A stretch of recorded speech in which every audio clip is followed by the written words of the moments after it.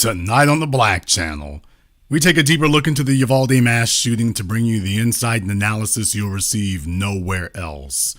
The Black Channel is live.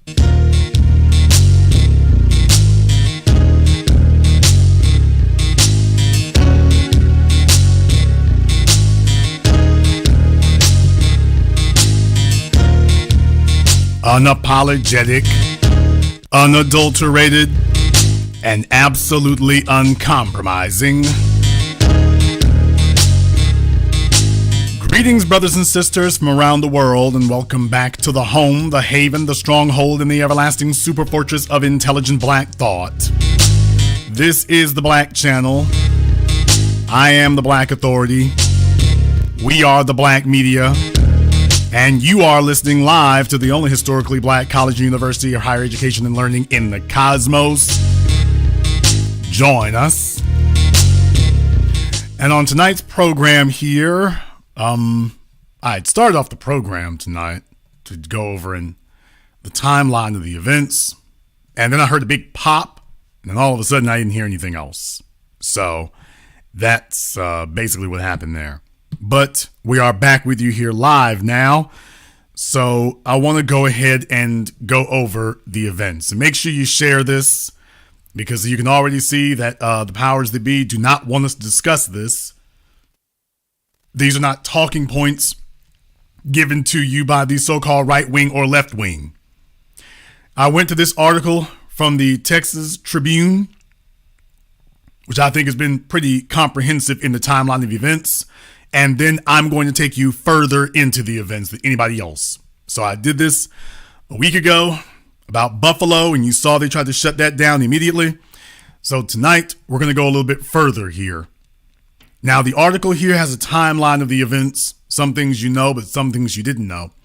They start from September 2021. The shooter, yes, September 2021, last year. The shooter asks his sister for help to buy a gun. Before turning 18, the shooter asks his sister to help him buy a gun. She refuses. March 1st through 3rd, 2022. Gunman sends message on Instagram about guns. On March 1st, the shooter discusses wanting to purchase a gun in a group chat on Instagram. In another Instagram chat on March 3rd, someone tells the shooter, "Word on the street is you're buying a gun." The shooter replies, "Just bought something RN right now." March 14th. Gunman makes an Instagram post. The gunman makes an Instagram post with the caption, 10 more days. A user comments, "Are you going to shoot up the school or something?" The shooter replies, "No, and stop asking dumb questions and you'll see." Investigators didn't specify what the post consisted of. March 16th through 20th, 2022. Shooter purchases guns and ammunition. The shooter turns 18. The legal age of purchasing a rifle in Texas on May 16th. The shooter then legally purchases 2 AR platform rifles from a local federal firearm licensee on 2 days, March 17th and May 17th and May 20th. Okay, if I messed up those dates there. May 16th through the 20th, 2022, shooter purchases guns and ammunition. The shooter turns 18 on May 16th. The shooter then purchases 2 AR platform rifles, one on May 17th and another on May 20th. He also buys 375 rounds of 5.56 caliber ammunition. May 24th, 2022, day of the shooting. Around 11 a.m., shooter sends Facebook messages. The shooter sends private Facebook messages to a girl in Germany he met online and tells her about his plans to shoot his grandmother. The gunman shoots his grandma in the face, who then calls police. The shooter steals his grandmother's vehicle and drives from his home to Robb Elementary School, which is about 2 miles away. Now, I'm going to go back and fill in some of these details here. We got reports here that he'd been arguing with his grandmother about his cell phone bill. Apparently, he had been upset with her. Obviously, he was going to go do this shooting anyway, but they get into an argument about his cell phone bill, apparently, and he shoots her in the face. So, yeah, he's giving grandma the business. 11:28 a.m., shooter arrives at school. The shooter crashes the vehicle in a ditch near the school. He fires his gun at 2 male witnesses who begin approaching the crash from a nearby funeral home. The witnesses flee and call 911. So just because you see an accident or something happen, you have to be careful about that kind of thing. 11:30 a.m. This is 2 minutes later. A teacher calls 911. A teacher at the elementary school makes a 911 call reporting the crash and seeing the shooter, noting he has a gun. The shooter walks toward the school, climbs the fence into the parking lot, and shoots at the school several times. 11:31 a.m. This is 3 minutes, by the way, after he arrived at the school. Crashed the truck and arrives at the school. The shooter walks through the school parking lot. The shooter reaches the last row of vehicles in the school parking lot, firing his rifle throughout. Police arrive at the funeral home. So they're saying they got there within a couple of minutes. A school district police officer speeds in the direction of a person that they think is the man with the gun, reported by the teacher, but drives past the gunman and heads to the back of the school, mistaking a teacher for the shooter. Based on the actions I've seen of the police reported, that wasn't a mistake. He probably saw the gunman and was like, oh, wait a minute now. They don't pay me enough to deal with this. Where are some unarmed black people I can go harass? 11:33 a.m. Shooter enters the school. The shooter enters the school through a back door, which a teacher had propped open. He shoots at least 100 rounds into classrooms 111 and 112, which are connected. 11:35 a.m. Uvalde police enter the school. 3 Uvalde police officers rush to the same door that the gunman used to enter, which was closed. They enter and receive grazing wounds from the gunman. They retreat. Later, 4 more officers, including a deputy with the Uvalde County Sheriff's Office, enter the school. 11:37 a.m. It's been almost 10 minutes since the event started unfolding. Gunman fires 16 more rounds. 11:43 a.m. Robb Elementary and Uvalde police post on Facebook. Robb Elementary announces on Facebook it is under a lockdown status, quote, due to gunshots in the area. Now, he just shot up 2 classrooms and they're talking about in the area. The students and staff are safe in the building. The building is secure in a lockdown status, school officials say in the announcement. At the same time, Uvalde Police Department posts on Facebook, quote, large police presence at Robb Elementary. We ask the public to avoid the area. 11:44 a.m. Police officers are inside. Police with the city of Uvalde and the local school district are inside the school. They hear gunfire, are shot at, move back, and get cover. So let me say that again. Police with the city of Uvalde and the local school district are inside the school. They hear gunfire. They are being shot at, so they move back and get to cover. Quote, initial officers are there and receive gunfire, therefore do not make entry. Officers call everyone in the area for additional resources, tactical teams, equipment, specialty equipment, body armor, precision, riflemen, and negotiators. They're evacuating students and teachers during this time. Victor Escalon, a DPS official, said during a press conference May 26th. 11:51 a.m., more police arrive. More law enforcement officials arrive at the scene. 11:54 a.m., onlooker starts filming. 21 minutes after the shooter enters the school, an onlooker, Angel Ledesma, streams a live video showing parents begging police to enter the school. So this is 24 minutes after he crashes his truck at the school. 12:03 p.m. Police continue to arrive and a student calls 911 from inside. A student calls 911 from room 112 for 1 minute and 23 seconds and identifies herself in a whisper. Meanwhile, as many as 19 officers are positioned in the school's hallway. 12:10 p.m. Student calls back. The student calls 911 again and says multiple people are dead. Just in case you didn't get the memo the first time they called.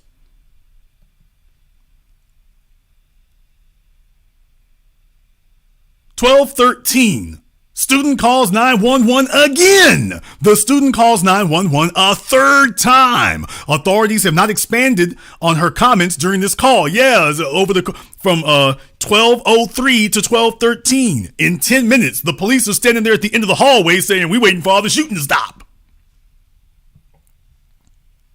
So that's basically what happened there. The police are in the school. They're standing at the end of the hallway. The students are like, yeah, we're all getting killed up in here. By the way, just thought you ought to know here. Hi, I've called 911 3 times. Yes, I know this is similar to, I know you think this is a little bit like calling Uber Eats, but yeah, actually we have a mad gunman in here. I couldn't help but notice the police officers down there at the end of the hall. You might want to tell them, we're down here getting shot up, sirs. You all do go, we spend all their tax dollars, all this paramilitary operations and equipment that we give them and everything. By the way, you can come bring some of that down here now. Just pretend that the suspect is black. Just pretend it's Chris Dorner. But yes, the student had to call 3 damn times. And 911's probably like, oh, we're on the scene. The student, I can't tell. All right. 12:15 p.m. Border Patrol Tactical Unit arrives. Border Patrol Tactical Unit members carrying shields arrive. So the federal government's here, I presume. 12:16 p.m. Student calls 911 once again. The student calls 911 again, saying 8 or 9 students are alive. School announces active shooter on campus. Robb Elementary officials announce on Facebook that there is an active shooter on campus. Onlookers and parents beg for action. This is at 12:17 p.m., so it's been almost an hour. At some point during the standoff, onlookers beg police to charge the school, according to the Associated Press. Parents try to break windows and are not allowed to immediately be reunited with their children. And as we've seen from video, the damn police were actually trying to arrest some of the parents. Hey, you can't go in the school. Well, you're not going in either. Yeah, we're not doing anything to the gunman, but we'll arrest you. We'll arrest you. 12:19 p.m. Another student calls 911. A student in room 111 calls 911 and hangs up when another student tells her to. Don't worry, kids. The police are actually already on the scene for all the good it's going to do you. 12:21 p.m. Gunman fires again. The gunman fires again. Authorities say he was believed to be at the classroom's door. On a 911 call from a student, 3 gunshots can be heard. So in other words, somebody else is on the phone. Student in room 111 calls back. The same student calls back for 21 seconds and is told to stay on the line quietly. Yes, so we can all hear what's about to happen to you next. 12:43 p.m. We're over an hour since he crashed the truck. Gunman shoots the door. The student tells 911 that the gunman shot the door. 12:46 p.m. Quote, I can hear the police next door. 12:47. This is the student who called 911 saying, quote, at 12:46, I can hear the police next door. Student who called 911. 12:47 p.m. Student who called 911. Please send the police now. No, the police are waiting for the shooting to stop. So unless one of you little kids in there has got you a Glock, you're on your own. 12:50 p.m. Border Patrol kills gunman. Shots are heard on the student's call. A Border Patrol Tactical Unit officer breaches the room using a janitor's key and kills the gunman. So the local police and the sheriff's department didn't do it. It took the feds to do it. You know, some folks who actually are really trained and sensible, not these people playing soldier. Don't let anybody tell you that your local police department compares to what the feds do. So just think about that for a few moments.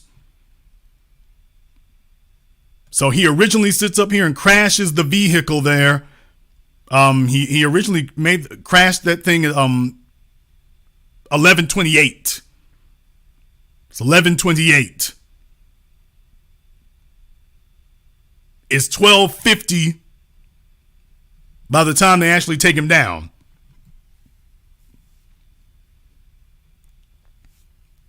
An hour and 22 minutes.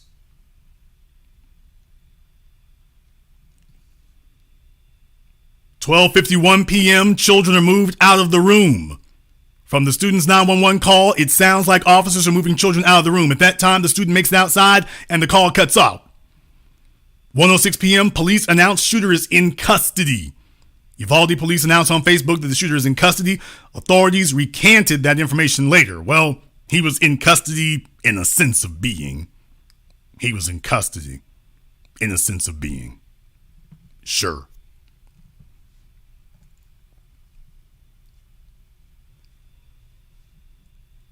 Those are the events as they unfolded. For people who are unaware, not sure, not certain, didn't know what to think, that occurred. And as we were watching these things happen here, and 19 children 19 little elementary kids wound up getting shot up, and we need to understand the reason why that occurred. The reason why that occurred is because the governor of Texas, Greg Abbott, suspected white supremacist arch fiend, wanted to make sure that people in Texas had as many guns as possible because they have all been hankering back to the days of George Zimmerman. And if we can create as many situations as possible to murder black people indiscriminately, encourage an environment of a free fire zone against black people indiscriminately, that was the idea. That idea backfired horribly in Uvalde, Texas. It backfired horribly.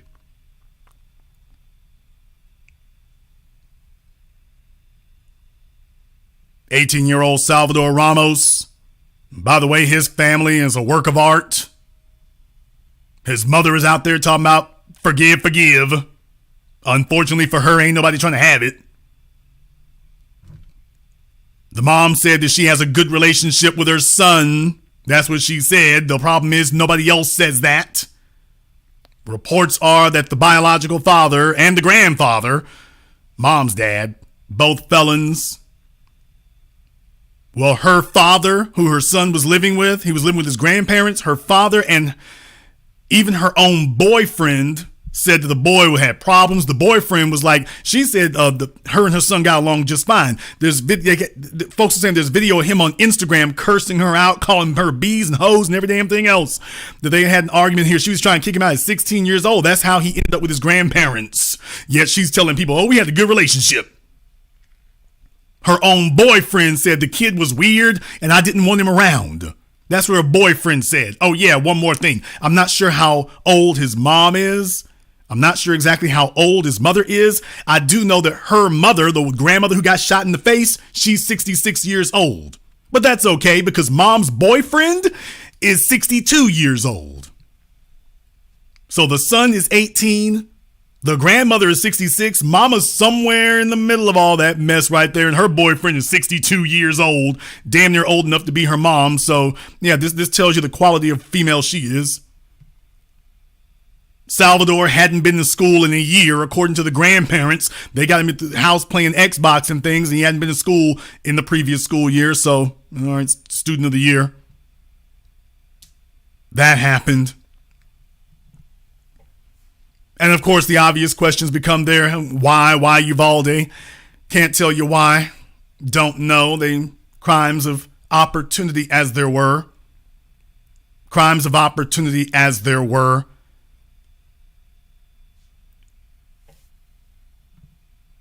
People are not going to pay too much attention to these things if they don't think about it, but I've taken out a little bit of time to think about it. I've taken out a little bit of time to go over the events, which is why I wanted to have an opportunity to talk to you all here, because these other news outlets and things, there might be some things they're not quite okay with. And all right, I guess they can be as un-okay with it as they wish to be. It is my job to go ahead and investigate that further. And I want you all to have all the relevant information that you can have, because that's important. Especially when in this day and age where we know that people are going to hide things from you as much as they can. And we know that's what's going to happen. We know that's what's going to happen, and we know that's what's going to occur because they have a vested interest in it. So in this day and age, what happens is they go off and they go scrub social media, and they go try to scrub as many things off of it as they can, and try to make sure that you can't find out anything. So that's a big business right now, is making sure that you cover these things up. That's a big business. Well, I'm going to go even further into this because I want you to have information about this. So I've taken a little bit of time to look into these things for myself.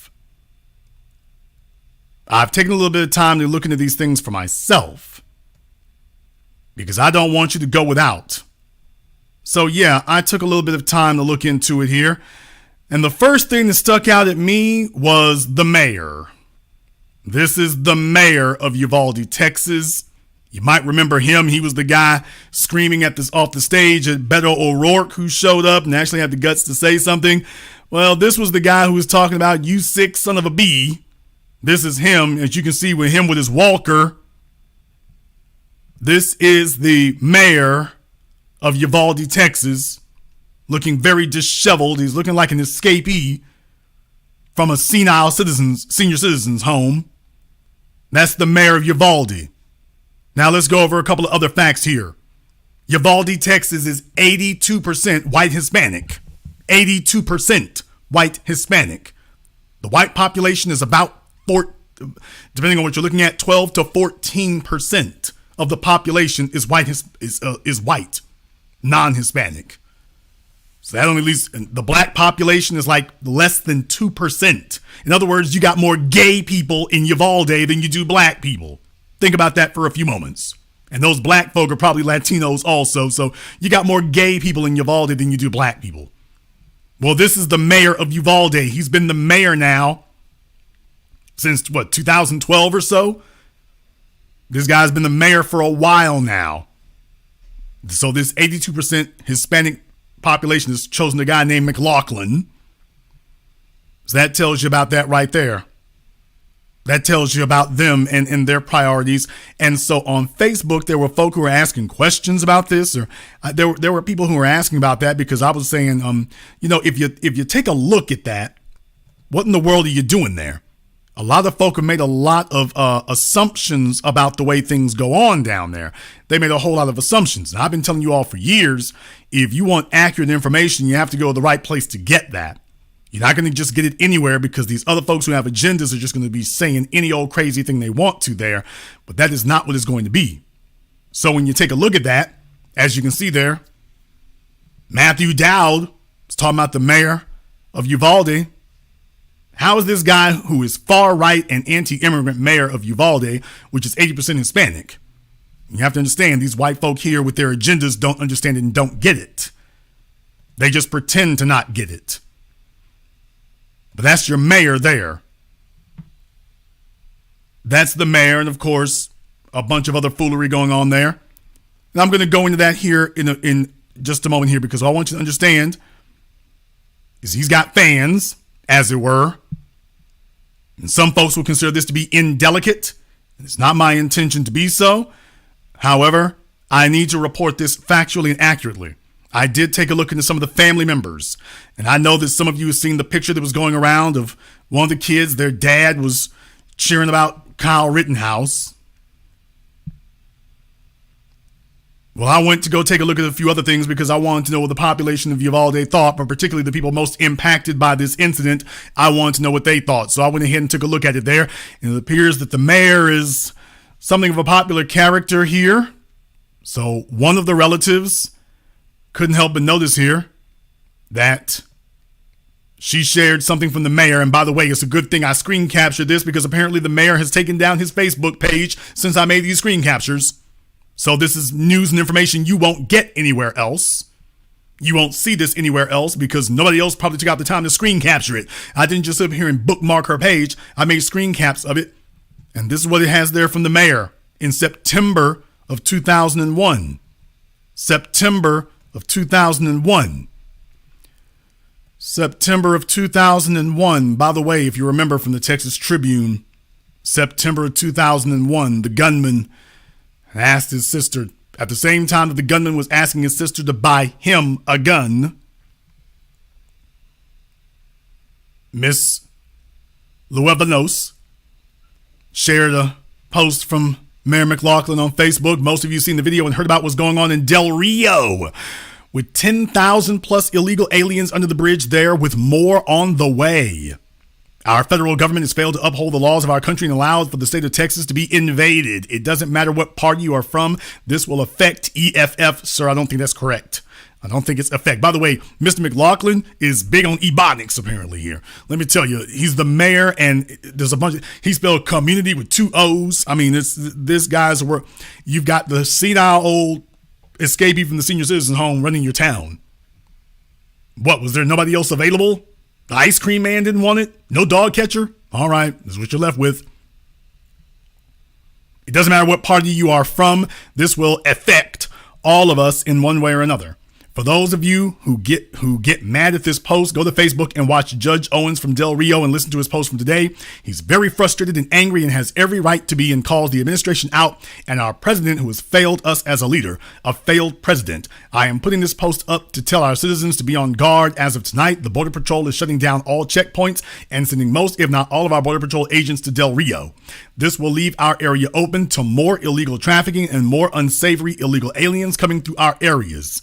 I will post pictures of some of what is already being picked up on ranches already, us on their ranches around us on their THERE cameras shortly. Please know our sheriff department and police department will be out in full force to keep our communities safe, but they are stretched thin already, so be very vigilant on your surroundings. To which Miss Luevanos says, stay alert, people. This is September 2021. By the way, just in case you want some more information about that, Mr. McLaughlin on his Twitter page, if you take a look at that, on his Twitter page here, I couldn't help but notice this was long before September of 2021. Long before September of 2021, if you go to Mayor McLaughlin's Twitter page, long before September of 2021, this is the duty of the black media. And I've been investigating this long before September of 2021. Oh, there was something on Mayor Uvalde's radar, all right. Why, he was tracking the movements of Haitians across the border. Haitians. This is long before Del Rio, Texas. Long before that. As you can see by the dates on here, long before Del Rio, Texas. How many of you were aware of that?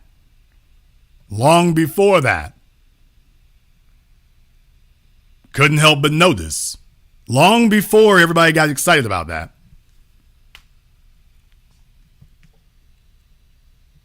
It seems that that's really kind of what triggers him there. Really kind of seems that's what triggers him. Certainly interested in the movements of Haitians in particular. Not just once, but twice. Not just once, but twice. I see a pattern there. I see a pattern.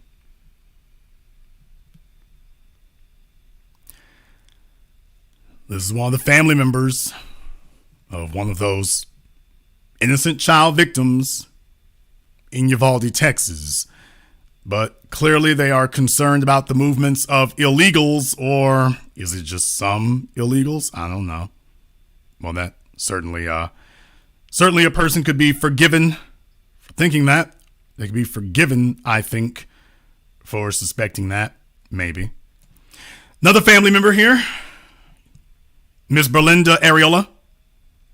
And that's her face over there on the left. But Miss Areola, in the middle of all these events, by the way, in the middle of all of this occurring, Miss Areola took to Facebook. She took to Facebook with a few choice words here in the middle of the events, by the way. All y'all that are posting about, quote, gun control are not, capital letters, not helping those of us that are grieving. If anything, it's upsetting. You may want to keep your gun law politics out of this as well, because at the end of the day, doesn't matter who, what, or why. Those guns were fired, killing 21, wounding several, and traumatizing innocent people. Post pics of all the innocent victims, not what made them victims. I'm not here to characterize the events. I'm doing the job of the black media.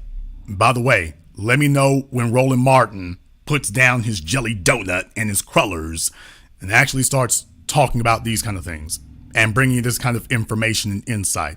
Let me know if that ever actually happens. But don't hold your breath. Don't hold your breath at all.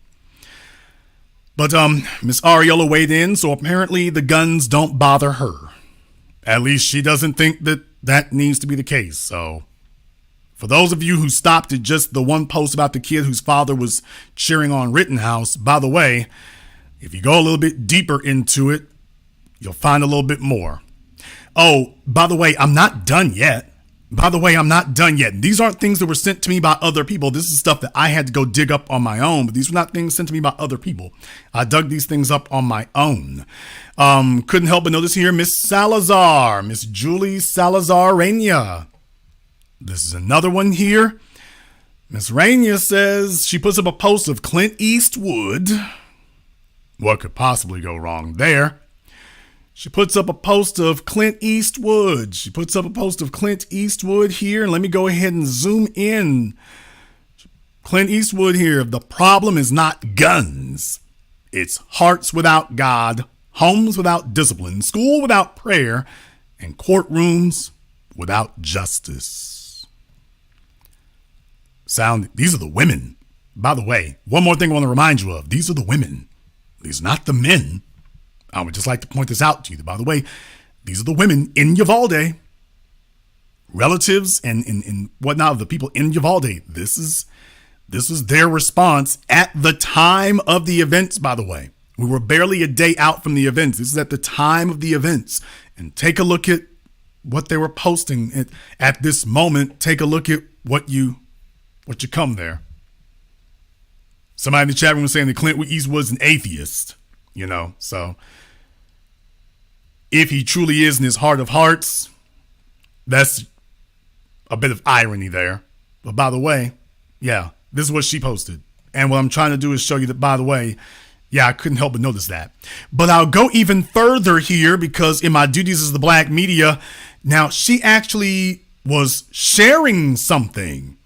And as you can see where she shared it from. Miss Salazar Reina. Well, take a look at what she shared it from. Well, she's sharing from a page called Maganomics. Interesting. So Miss Salazar Reina apparently is a fan of Maganomics. Well, I'm curious. I'm intrigued. I'm curious about who or what is Maganomics. Well, we shouldn't judge too quickly here. Why don't we go ahead and just take a close look at it? We shouldn't judge too quickly. All right, here, Maganomics. Well, this looks familiar. All right. Well, not a whole lot of guessing involved about who leads the ideological discussion here. All right.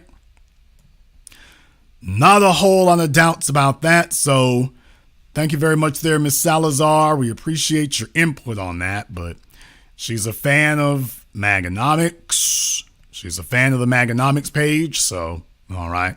Let's not judge too quickly. Here. Let's be sensible and deliberate, which means slow. All right. Now, by the way, this post right here is from May 21st. But this post right here is an hour ago. As you can see, they've been posting things like that. Oh, what do you know? 2 hours ago. This is what Maganomics posted 2 hours ago. Making good people helpless won't make bad people helpless. Making good people helpless won't make bad people helpless. Take a look at that. 339 likes. 2 hours ago. Wow, the fortune cookies are here really more. The fortune cookies here really are more accurate.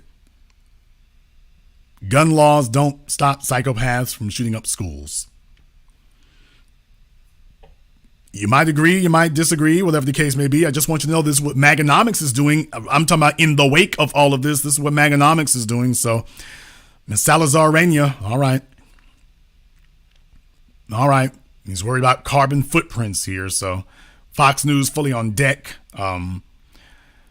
Stimulus money leads to inflation. Okay. If you support student loan forgiveness, all right. Have those of you who are threatening our Supreme Court of the United States been labeled domestic terrorist? I'm asking for some public school parents. All right. So they're trying to tie that to Uvalde. So make of that what you will.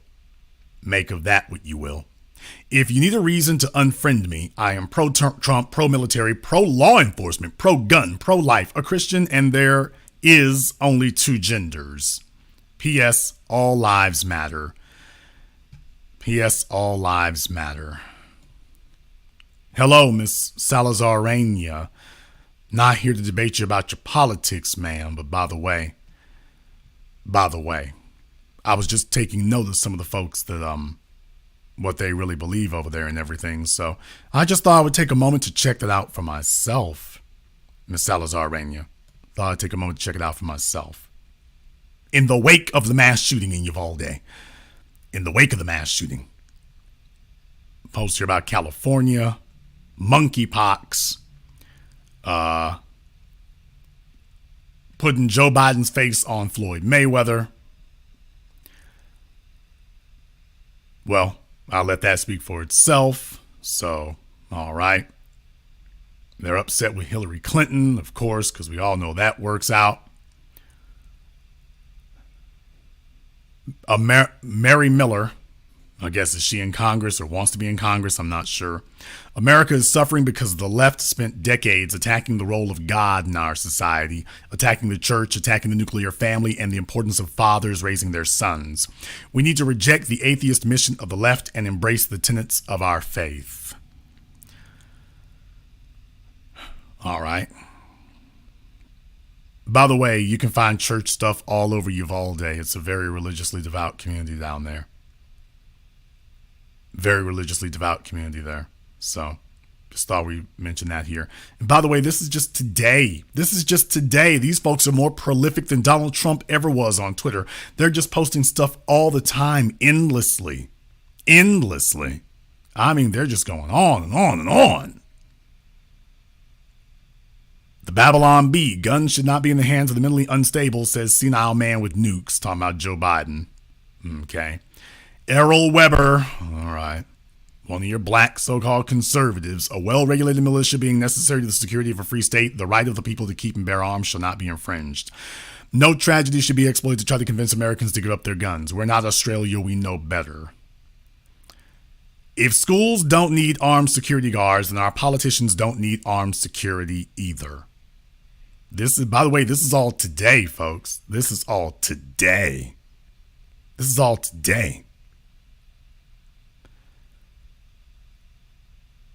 Now, this is talking about the police, by the way. Angeli Gomez. First, she was put in handcuffs after she begged the police to actually do something. After they let her go, she jumped the barricade and did what the police are paid to do. She miraculously found her kids and got them out with some other kids. So, folks are upset with the police there. Whoopi Goldberg says we're coming for the AR-15s. All right, because she runs things. High level of maturity here. If we disarm the good guys, it will stop the bad guys. Take my money to make the weather better. Parents, you need to make surprise visits to your child's school. Walk all over the campus and see how long it takes for someone to stop you and question you. See how many doors are unlocked. This is bigger than a gun issue. They sure do want to take the issue, the focus off of that. So, in the middle of the shooting, by the way, I mean, they wasted no time. Oh, take a look at this. I'm sick of people saying cops need more training. You had 18 years to train your child not to steal, shoot, stab, burn down buildings, laser people's eyes, flip cars, block traffic, and attack other people. The police didn't fail you. You failed your child. Excuse me. Ms. Gomez might have a word to say about that. The police didn't fail you. They were sure as hell fighting to fail Ms. Gomez, but okay, all right. Don't let reality get in the way of your propaganda there. Okay. Knock yourselves out with that. By the way, you know I could do this all day.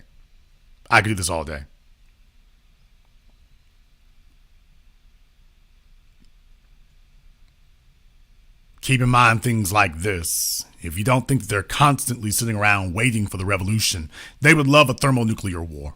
Let me tell you something. These people would love for there to be a thermonuclear war. Anything that would remove government protection from black people, they would love it. Even if it's the end of the world, they would rather have that. It's like, okay, finally we can go in on the Negroes. Because just understand, They're like, okay, what's standing between us and total white supremacy? Oh, the foundational black population. All right. That's the only thing standing between us and total dominance.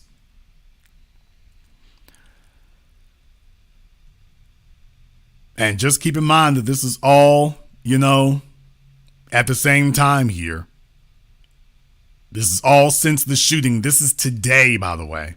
In the last 7 hours, I placed my shotgun on the front porch. It didn't kill anyone. Last 7 hours. No one's going to give you the education you need to overthrow them. Okay, but somehow you're here talking about it, so you didn't get that education. Okay, fine. Silliness abounds. These are the folk you can listen to here. Okay, silliness abounds. We're talking about the border control agent, even though they're not showing his face here. Okay, never mind. 9 hours ago, I reject the assertion that my family and I must be made defenseless for you and yours to feel safe. My view on gun control made simple. I could keep going, but you get the idea here.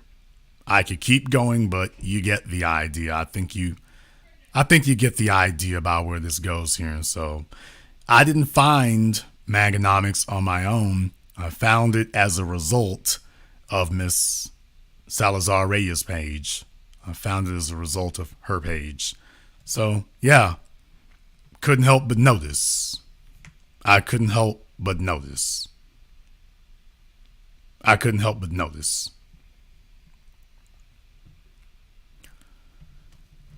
The reason why I bring this up is because I want you to have information in this regard.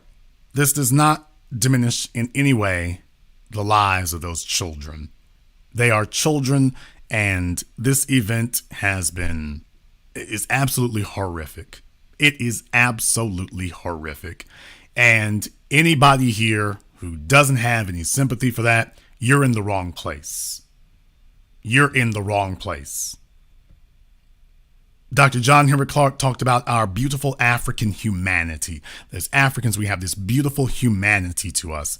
I have absolutely no intention whatsoever surrendering that ever at any time, period. Humanity doesn't mean you surrender your common sense, but I have no intention of doing that.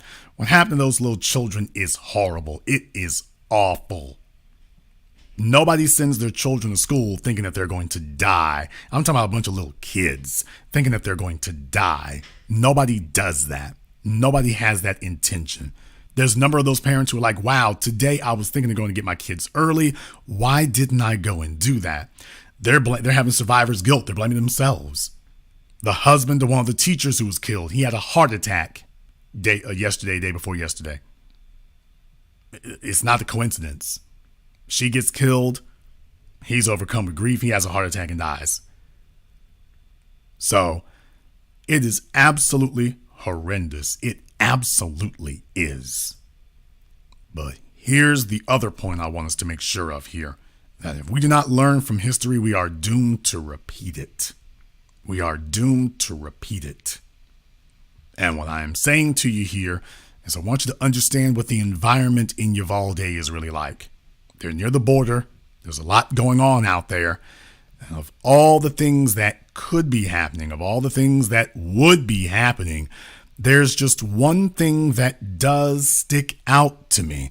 I could not help but notice that there was one thing that sticks out to me, and that is this mayor. This is what sticks out to me more than anything. Nothing sticks out to me more than seeing him. I have always taught you all that for the individuals who tell themselves that they identify as Afro-Latino and stuff like that, and they start emphasizing black and brown, the first thing I start telling them is, by the way, what does that really mean? Who do you think you are gaining an alliance with? Who do you think you're getting mobbed up with? Who do you think you are? What do you think you're doing? Who do you believe that you're making inroads with? Who do you believe that is? Because Because I'm taking a look at the mayor, and it seems, by the way, he gets very mobilized. He gets very, very mobilized when that kind of thing is occurring. And I just noticed a similarity there. So the mayor is the one who sticks out at me most. And I'm just kind of wondering to myself, how is it in a town that is only 12 or 14% white that the white guy is in charge of everybody?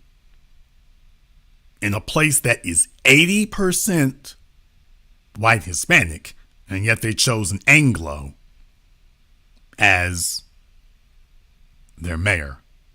Was there no one else available? He was the only one? He was the only one? And he is obviously a Trump Republican. And yes, I do know, by the way, that I do know that he's not a Abbott Republican. He was actually supporting somebody else instead of Abbott. But boy, he sure as hell got on the bandwagon quickly there after Abbott got elected here. He sure did jump on the bandwagon quickly.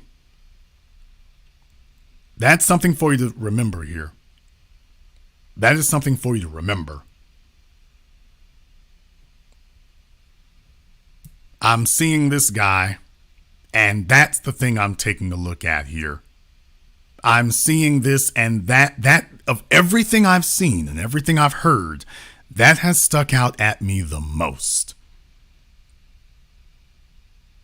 That stuck out at me the most.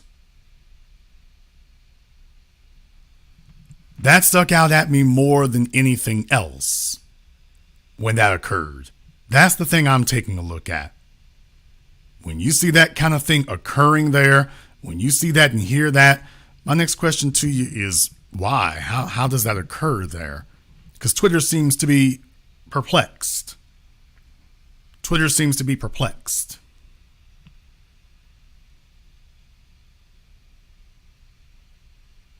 That's the thing that sticks out to me more than anything. Exactly what is the environment? Exactly what is the environment is what I'm trying to find out. Exactly what is the environment? Because white supremacy is a mental disorder. By the way, white supremacy is a mental and emotional disorder. And speaking of which, by the way, the mayor of Uvalde, Texas, this King Kong goof, talk about we need to increase spending for mental health. We need to increase spending for mental health. That's very nice to hear because the governor of Texas cut $200 million from the department that oversees and funds mental health services in Texas. He cut over $200 million. Now, there are reports that was supposed to go to help build a wall at the border. But by the way, and I'm not saying that you shouldn't have a wall at the border, but by the way, when the massacre did happen, it wasn't somebody from across the border who did it. For all this MAGA-ism, and you can have whatever political affiliation you would like. For all this right-wingism, and you can have all the political affiliation you'd like. By the way, I couldn't help but notice that when the day did come and the gunman did show up and the disaster did happen, by the way, with all of this talk they were doing there and whatnot and worrying about the Haitians coming up across the border, and I'm not saying that that's not a legitimate concern. It is a legitimate concern. But with all of that going on, when the day did happen, it wasn't an intruder from across the border who did it. It was one of your own. It was one of your kids, young man at this point. It depends. Whatever you call black folk at 18, that's what I'll call him. So, since clearly black folk can be grown men at the age of 12, for Tamir Rice, young man, they can be grown men at the age of 12. Okay. Well, by the way, when the day did come, it wasn't somebody from across the border. It wasn't a non-citizen. It was an 18-year-old raised right there among them who bought his guns legally and has been waiting for years. He has been waiting for years to get what he needs. Been waiting for years for the opportunity to show you what he really feels and how he really feels.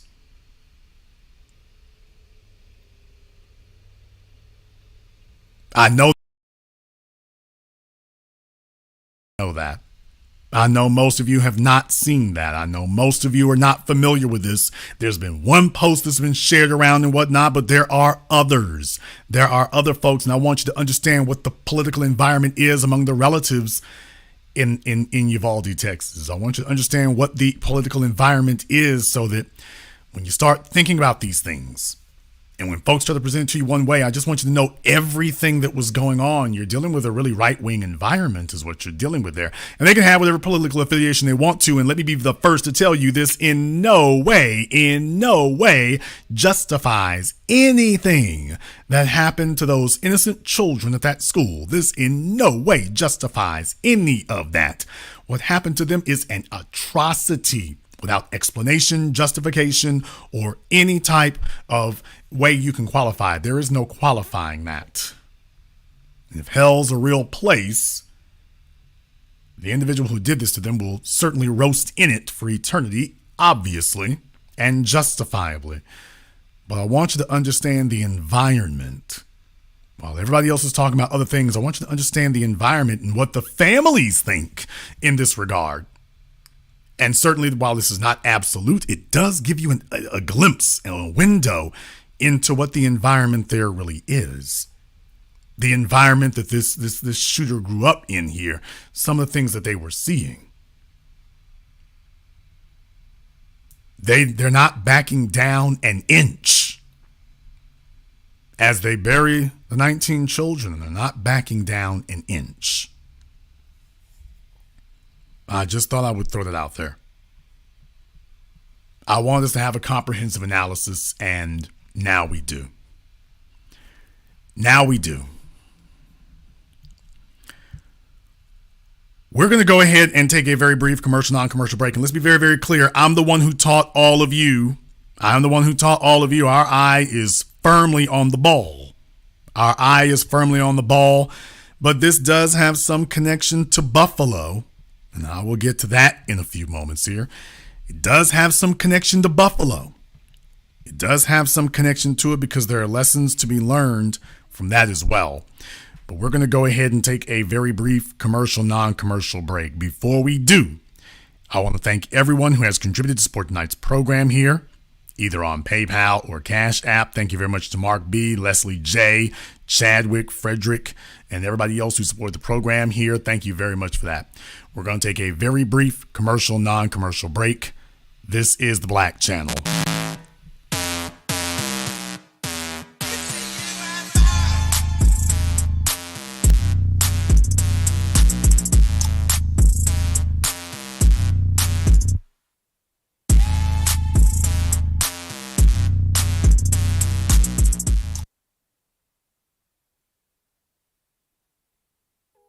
Hey, I'm Marcus. For a while, I walked around with this empty feeling inside. I had a full-time job, but not in the field I wanted to be in. But then I came across this book where it was like, the title was just for me. Guide to Being Black in IT. I read the book and the author took me through scenarios and gave me tips. I sat down and read it and it only took an hour. After I got done, I took advice in the book, practiced in the labs, and got certified. Then I literally got up and applied for a position with this company I've been looking at for a while and got the job. Thanks to that book, I worked my job with confidence. If you're looking to get into IT or even in the field, now this is a must-read book. Go to www.beingblackinit.com.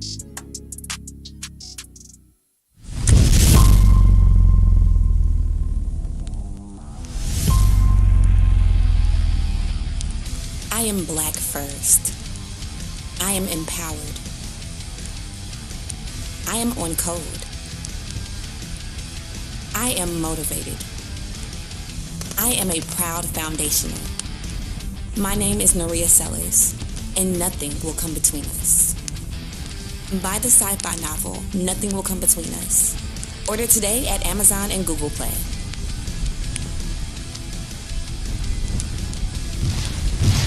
Visit spiritofo1811publishing.com. Our story, our family. Join 6zeros.net a forum built to discuss all things relevant to black people. On our forum, a check doesn't mean you're famous, it means your blackness has been verified by our staff. Sorry, Chad. We also have premium merchandise with same-day shipping on most orders. And when you're ready for some dope content, check out the 0 Hour blog. Don't just sign up, post. I'm having a really good time with you tonight. I'm having a good time with you too. Want to go somewhere private? Just for us? I like that. Great. Meet me at 6zeros.net. Black owned, black operated.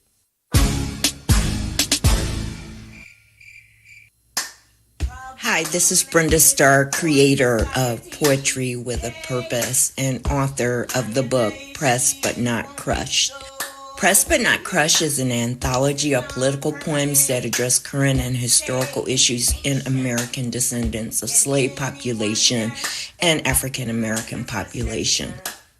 The book describes slaveries and its residuals, Jim Crow segregation, social depredation, and other relevant issues to American descendants of slaves and African Americans, including the current political climate that does not address our issues.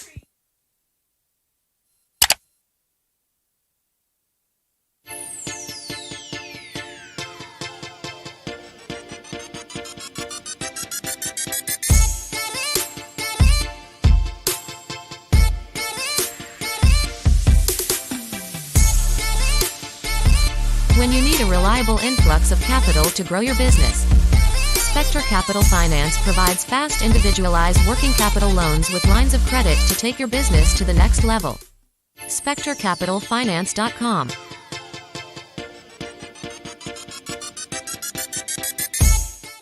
This is the Black Channel. I am your host, your brother, your humble servant, the Black Authority. Very glad to be with you all here this evening. And the telephone lines are now open. The number is 646-787-1933. That is 646-787-1933. Your personal access code to the blackest radio program in existence, the only one of its kind on planet Earth. Today, we are the Black Media. You are definitely invited to join us. And one of the things in particular that you are invited to join us on here is, as I was saying here before, by the way, I just couldn't help but notice a whole lot here. There's just been a whole lot here. There's been so much you can learn, especially in contrast to what happens to black people and whatnot. There's just so much that you could learn here. And I want to go over a few of those things with you here now.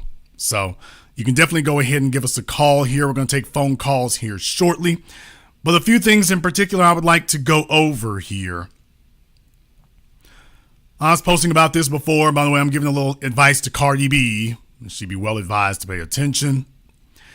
Alexandria Ocasio-Cortez wants to seize upon this to say the problem is masculinity or something. That's what happens when you do more drugs than reading. MSNBC said the shifting story the police have spun is a brutal reminder that they can't always be trusted as reliable narrators. Black folk have been saying this for how long? You know, when you say things like back the badge, and we've been saying forever. By the way, actually, a little bit more needs to be thought about this, by the way. We've been saying forever about the police as being an unreliable source. Now, all of a sudden, yeah, I told you this dovetails with things we've been saying here for a while. Of course, the Dallas Morning News is talking about all of the victims here, and I couldn't agree with them more. They said, we want you to know they were loved. But Jamie Landers said, to which my response is, I absolutely, I just wish that, I wonder what would have happened had Trayvon Martin and Tamir Rice gotten this kind of empathy. By the way, it would have been nice had they gotten this type of response. Trayvon Martin was just a little kid. Tamir Rice was a little kid.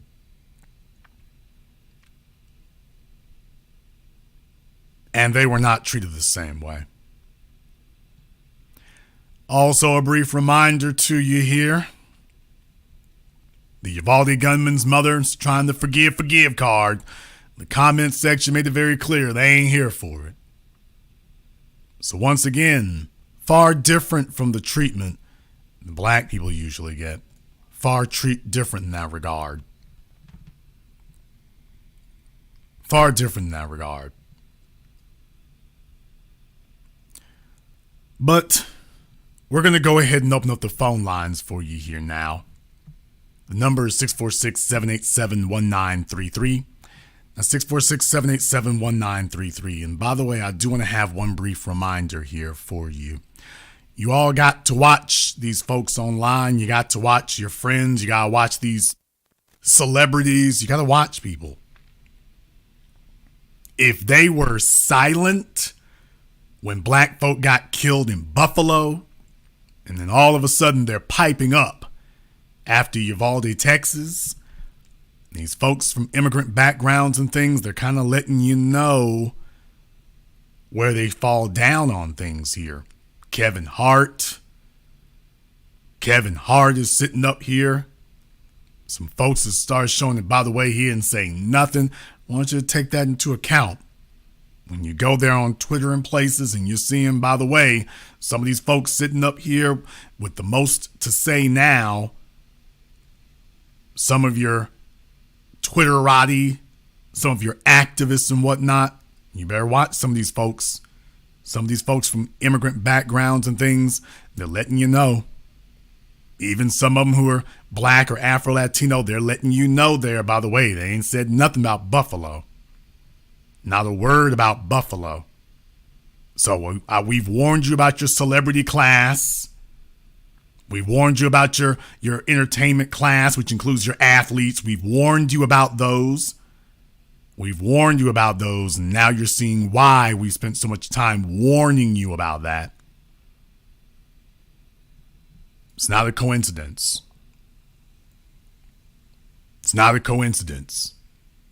Yeah, like I say, there's some folks here. There's some of these folks here, your entertainers and stuff. Some of these folks from immigrant backgrounds, when you start taking a look at it, it's like, okay, you didn't say nothing about Buffalo. What are you doing? Think about that for a few moments. It's not a coincidence. Let's grab a few phone calls here. Caller from area code 312. You're on live with the Black Channel. What's your name? Where are you calling from? Hey, Jason, this is Pat. How are you doing today, sir? All right, Pat, where are you calling from? Chicago. Pat from Chicago, what's on your mind? Yes, sir. Yes. Well, first of all, let me commend you. You did a wonderful job just laying out a lot of the details. I wanted to just kind of bring something further to light. You know, from what you brought out, we can clearly see this is a very, right-wing conservative area. Now, based on some, I don't know how true this may be, but supposedly the young man, the shooter, Salvador Ramos, supposedly was maybe LGBTQ. His own mother said that he was being bullied and he, quote, had his reasons, which was a very unnerving statement from her. She literally said that. So again, I don't know if, not saying that would justify anything, but I'm wondering if there's the correlation of that. Also, Inside Edition pinpointed that he failed to graduate on this month. And this could be potentially a trigger, and that the Robb Elementary School, the students congratulated the graduates from the nearby high school where this young man attended and failed to graduate. And apparently he had an argument with his grandmother, which, potentially led to her, being shot. So there's a lot of layers. It's like an onion. Well, there's a lot of layers to people that have story. people have suspicions here, but there's one thing that is very, very clear that's not up for suspicion. In this society, you have been conditioned by the environment to make the assumption that if you're white, there's only one way you resolve issues. You don't ask. You don't talk. You take what you want. And what I'm saying is we spent years now. I did my program about that years ago about what the gun means and what the gun represents. Dr. Francis Cress Welsing has talked about what the gun means and what the gun represents. These young folk got the message. They got the message loud and clear. What the gun means, what the gun represents, what it represents for them. They got the message loud and clear. That the gun is power. The gun is the way to get the society's attention. The gun is the way to express your frustration. The gun is the way to shut down dissent and argument. The gun is the way. That's what they've been taught. Now, black people, particularly black teenagers, are taught if you're even near one in an open carry state, if you are black, you'll be targeted. These other folks here, like I say, they have a gun culture. They come from places where the guns are encouraged. But what I'm saying is, okay, if the guns are encouraged, you have to encourage it against somebody. There has to be somebody you're encouraging it against. And these, as I've shown you from what the mayor was doing there, I have a suspicion what they were thinking. I have a suspicion where some of their concerns were leaning. And you can't raise your children in that environment to think that at any time, if you need to use a gun to solve a problem, you go for it. I made a post on Twitter where I said, black people would be perfectly fine in a world without guns. If they outlawed guns, we'd be perfectly fine with it because we never needed them. The Europeans needed the guns. Black folk, we don't need the guns. Just ask all the greatest fighters in history. Go ask any of the black kids, even the minority at the school. They don't need firearms. It's the colonizing society that needs that. They've always needed that. And they still do to this day. So what that's telling you is it's a mental thing. It's a psychological thing. That gun represents much more than a gun. It represents dominance. It represents power. It represents control. And if you can't get it what you're looking for there, you go somewhere else. He shoots grandma in the face. So what does that tell you? Mommy issues. If you have a problem, you can handle it however you want to. The gun. I mean, it's like a religion. It's really self-explanatory. So I hear all those other things people are saying, but let's be very, very clear. In a society where they cheered George Zimmerman, celebrated Kyle Rittenhouse, the message got through. The message got through is what I'm telling you. To the young people out there in the dominant society, to the white kids, and that includes the white Latinos, the message got through to them. If you have an issue with anybody, if you have a problem, you might want to pick up a gun. That'll help you. Thank you very much for giving us a call. That'll help you.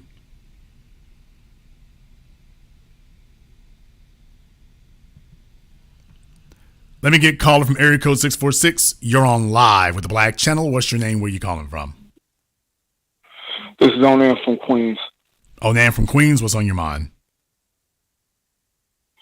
So I think that we're going to be dealing with this gun issue forever. It was bad enough when Columbine happened back in 1999, and that was 23 years ago.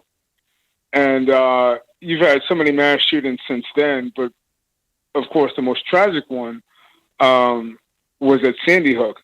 And I was thinking at that time, that Wayne LaPierre and the NRA and the conservatives, they would finally get on board with at least some type of common sense gun control. And when I saw that nothing had changed even after that point, I kind of figured that America was screwed. It's like America has become too American, and we've depended on our ability to practice indiscriminate violence without any real repercussion for too long. And now those same chickens are coming home to roost, as Malcolm X said. Let me ask you a couple of questions here, Onan. First of all here, when you say that, I'd like to kind of define here exactly when you say we. Who is we exactly? Well, I would say the general American public. I'm not talking about black people in particular. I'm saying that the gun culture within America has simply become too out of control, and it's going to be impossible to rein in just because the people who do have access to guns have had access to this high capacity firepower. Well, let me find out. Well, let me find out and ask again, sir. Second time, when you say we are too much of a gun culture and we are too used to that, who is the we you're referring to, sir? Well, again, I'm referring to the general American public. So you're talking about Americans in general. Right. Just, well, okay. Right. All right. General, Okay. saying, all right. And are you saying that includes black people, sir? Well, no, I'm not saying this includes black people necessarily. Okay.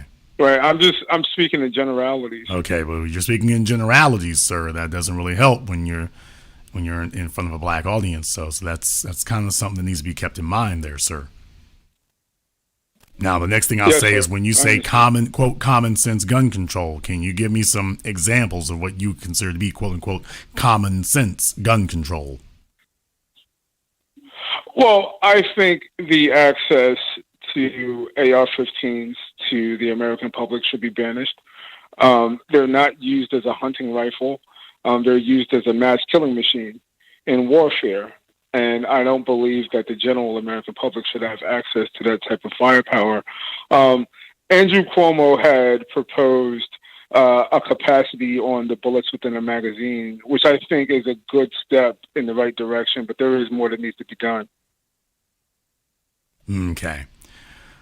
Well, on the face of it, certainly that sounds viable here. The only thing is you're from New York, and New York's had an increase in crime under these exact same circumstances, and it's not a bunch of AR-15 weapons doing it. So, exactly what is your point? Because you already have the circumstances there that you're subscribing, right? And what's happening, by the way? Well, not enough is happening. There's been a proposal by Eric Adams and Key Chan Tool so you're saying to file a lawsuit. You're saying there needs to be more, because they already did. I already did what you're talking about, and that didn't change the dynamic. Now you're saying, oh well, let's do more. Well, I think any action to help curb the gun violence and the access to high power. But sir, the surge in crime in New York is happening with no AR-15 style rifles at all. So I say for the umpteenth time, by the way, they did exactly what you said, and crime is actually up. Can you explain why, if what you said is actually correct, how could this be? Well, there is a distributor called Polymer 80. I'm not sure if you're familiar with them, but they're behind the concept of the ghost gun, which is basically a gun without a registration number.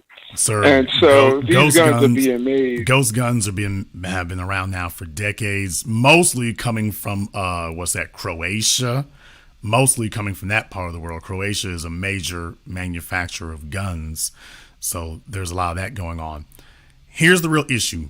I spoke to a Jamu Baraka, and for my film Race War, and he was like, he said, if you want to bring down crime, if you want to have bring down crime and have safe neighborhoods, then bring down crime and have safe neighborhoods. That's what you do. There goes to a mindset of it. There really goes to a mindset of it.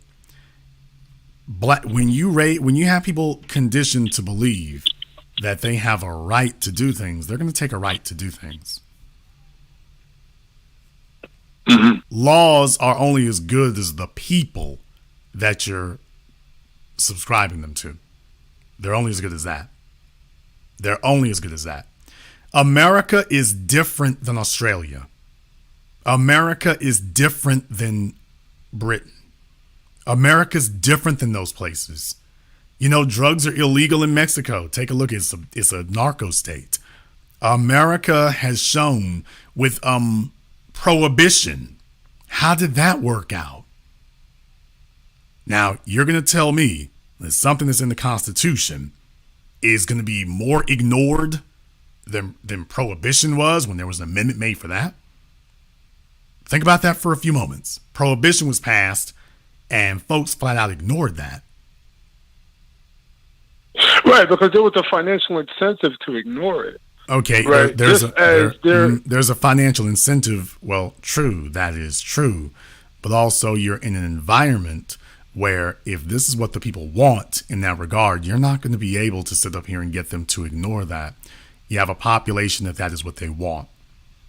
And there's a certain segment of the population, the dominant society subscribes to the idea that without their gun, they don't trust their government. White folk don't trust the government far more. They're more untrustworthy than the government is than black people are. Black folk trust the American government. White folk don't trust their own government. You're not going to convince them to. There's a good reason for that. Okay, but what they're telling you is, hey, we cannot give up our guns because this government is ruthless. Take a look at what they did to the black folk. Right. So that's the point I'm trying to drill through to you here. Because let me be very, very clear. Up there in New York, y'all got a city tax in New York City. That's abominable. So these other folks are like, if the ballot box fails, we got other options. See, there's a reason why the police don't mess with them. Whether they were the Irish or the Italians. Take a look at the Godfather movie back in the 70s. Italian goes up, shoots the other Italian, and shoots the cop in the head. Or he shot the cop in the neck and kills him. So what I'm telling you is that it represents far more than that. So what you're saying sounds cute and sensible in a vacuum. In practice, it doesn't work because you're dealing with a society that is telling you that the government is ruthless and untrustworthy. And here's my question. And they should feel like that. Oh, yeah, thank you. And they should feel like that. So, how are you going to disarm a society that does not trust its government? You can't. You can't. And the reason behind that is because white society, right, as racist and as vehement as white supremacy is, they know what they're capable of, right? And they know what the government is capable of. But even going even further, though, give up their rights. What you would have to do is what we're talking about. You see, when you have justice, you don't have to worry about your government.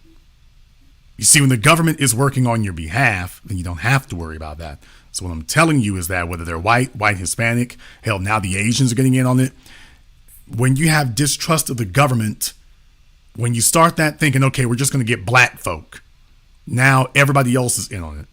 They're like, okay, if they allow this to happen to black folk, by the way, we know what you're capable of with us. There's where the real obstacle comes in. So it's not so much about an AR-15. But let me be very, very clear. We got handguns that can punch through armor, if that makes you feel better. Now they got those accessories that you can put on a handgun that allows it to rapid fire. So I don't know what you're going to do about something like that. What you need to have is a fundamental change in the society, which is why when we keep talking about, when Neely Fuller talks about you need to have a system of justice. When you have a system that is just, then people don't have to resort to those things. And you have a society that is not so susceptible to hearing somebody say the only means of having power is a gun. That you're going to inflict your will on other people at the barrel of the gun, because that's how America was built. And then you also have to have a society that doesn't sit up here and condone the George Zimmermans and the Darren Wilsons and the Timothy Lomans. When you have a society that doesn't condone that and understands that, then it becomes far less likely that those things occur. You're not going to be able to stop everything. But you have to have a fundamental rethink and readjustment, which is what we've been talking about the whole time here. Thank you very much for giving us a call here. Like I say, it can be very, very easy to say it's about an AR-15, and certainly that might be something you want to look at. I'm not saying it isn't. But what I'm also saying is George Zimmerman didn't have an AR-15. Well, it would prevent mass shootings. Here's the problem. when you have a society that says you can go ahead and do those things, does it really matter? Because, and I'm not saying does it really matter whether or not they have how many capacity of bullets they have. The bottom line is, would it have been better? He went in there with 21 magazines, I think they said he had. He had like 21 magazines on him. He went in there with 21 magazines of ammunition. Would it have made you feel better if it had been a handgun and he was carrying 21 clips instead? Would you have felt better if that had been the case? What is it that you're teaching these children? What is it that you're teaching these children to do? What is it that you're teaching them to feel? What is it that you've influenced them to think about? How is it that they see themselves? Because it's one thing for a kid to be abused, that's one thing. It's another thing for a kid to be abused and then walk off into a school and say, let's clip everybody we can. I'm telling you, they're not crazy. They're not crazy. I'm telling you that the caller was right in that regard. That is the American way. That's the American way, which is why we have been saying forever that the ways of America must change. Not to the point that you get what Prohibition showed you. The answer is not, well, see if you can remove their guns, because the black market is going to explode. What do you have to do to get people to be so just that they don't need a gun? What do you have to do to have a society that is so just that people do not feel they need one?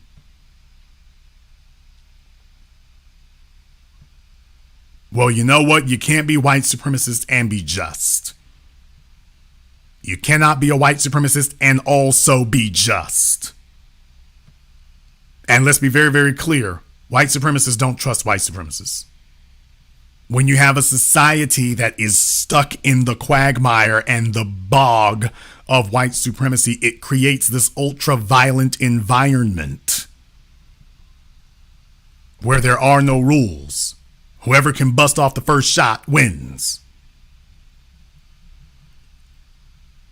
Caller from area code 917, you're on live with the Black Channel. What's your name? Where you calling from? This is Free from Roselle, New Jersey, by way of Harlem. Free from Roselle, New Jersey. What's on your mind? Jason, I'm normally pretty empathetic when these type of issues occur. But whenever you find that the terrorist is a non-black, white, Hispanic, or white male, everyone's trying to peel back layers to find out their motivation. Why is it that they just can't be evil? The same way they look at us when we commit these crimes. No one's looking for the explanation or an excuse. They're inherently bad, they're inherently evil, and that's justification enough. And so that's the same way we should be looking at these white terrorists. Be one.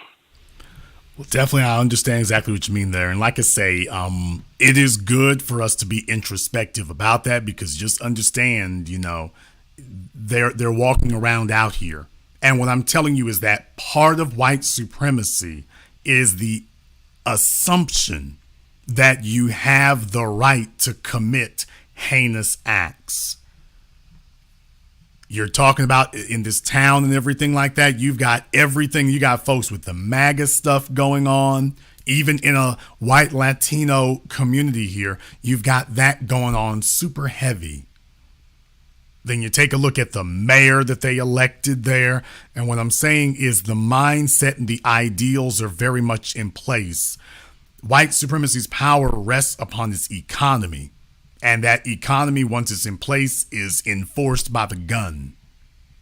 And when you see people who are stepping over the bodies of their dead children and telling you, yes, I know, but at the same time, I do not want to give up my gun, there must be something rather powerful fueling that. There has to be something powerful behind that. What is it exactly? What exactly is it when one of your own is doing that and whatnot, and after all the threats you've been told are out there, what is it that's fueling that?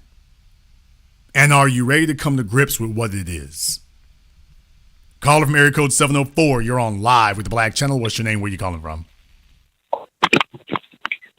Hi, this is Naturally Tora, B1 Jason and Black Family. Okay. You say naturally where? Naturally Tora. Calling from Charlotte, North Carolina. All right, Naturally Tora from Charlotte. What's on your mind? I wanted to point out some differences and also ask you a question, if I may. So, I'm born and raised in New York school systems, and back in the 80s, we had these classes called Open Gates. They would supposedly be these classes for children with learning disabilities or behavior problems, aka school to prison pipeline. But they literally had these children behind cage windows like animals in New York. So always in New York, predominantly black school systems, we've always had metal detectors. We've always had police policing black parents and black children. And back then it was supposedly be because of war on drugs or gangs. Now there's still policing our black children in these school systems, and despite our children always being treated as a suspect or a criminal, I have never heard of a black teen mass shooter. And that's coming from children that's coming from the worst circumstances. So when they say these kids were bullied or they were poor, they can miss us with that. Because while the dominant society is out here worrying about CRT hurting their children's feelings, the little miniature white supremacists they're being groomed out here to carry out these mass murders and these shootings. So my question is to you, what do you tell this generation of parents with school-age children? How do they combat this new threat if homeschooling is not an option for them? Well, black children certainly are exposed to a lot of things, but the one thing they don't have is the ability to adopt an attitude of white privilege. And part of white privilege is, I get to violate other people's rights. That's part of white privilege, and this is something the society has to level with. Society's got to level with that being what it is. They got to level with that. Now, as far as folks who are parents, let me tell you right now, you got a hard road to hoe. You got a hard road to hoe. That is a hard road to hoe. Because definitely this is as big of an argument as ever. For example, here, let me find out here. Do you have children? Hello?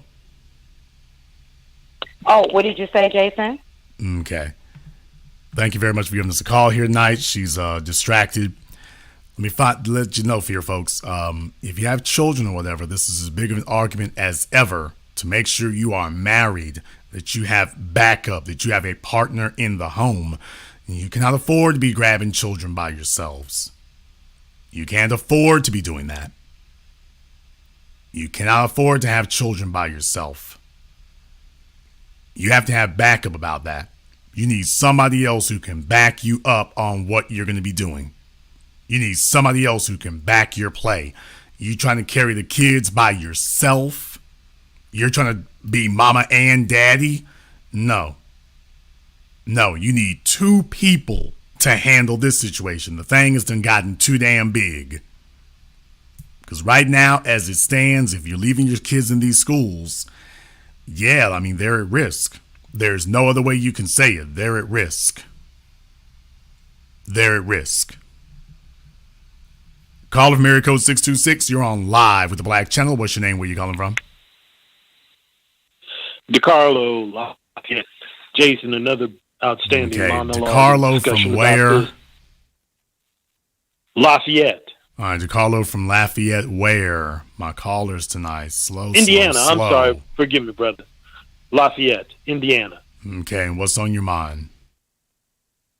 Well, I'm going to tell you, this is one of the biggest things that kind of surprised me with this whole discussion.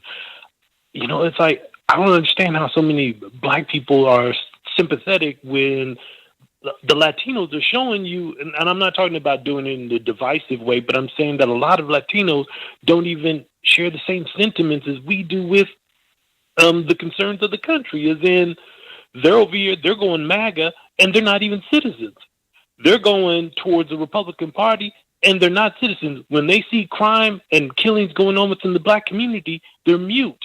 But yet they want us to feel sympathetic because they're coming over the border illegally. I don't understand this, because I'm going to tell you, this is the reason why we are in the situation that we're in. We're so empathetic, and we feel for everyone else, and we allow everyone else to come in, like our sanctuary cities. And that's the thing that's gotten us into this situation where we are being pushed out of our own cities, out of our own neighborhoods, because guess what? We have replaced ourselves with other people. So I want to commend you on what you've been talking about with all of this, with this shooting, especially doing this research, because a lot of people don't realize that, plain and simple, it's like, oh, yes, you could shed tears for them, but remember this, they won't shed tears for your child.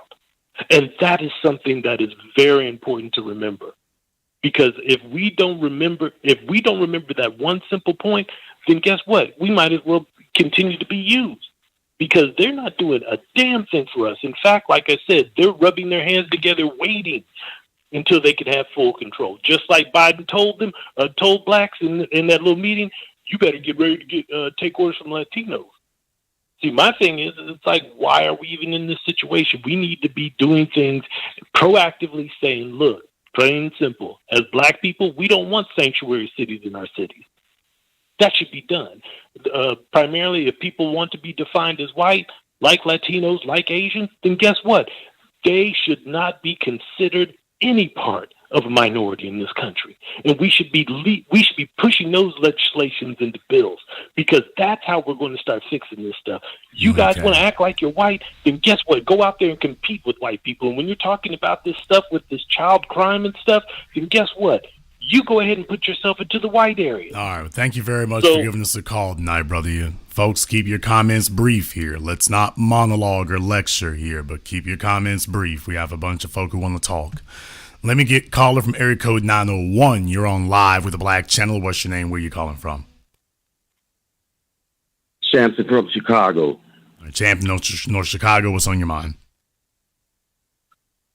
Jason, do you think this attack could have been like insanity and or sacrifice, that they will sacrifice their own?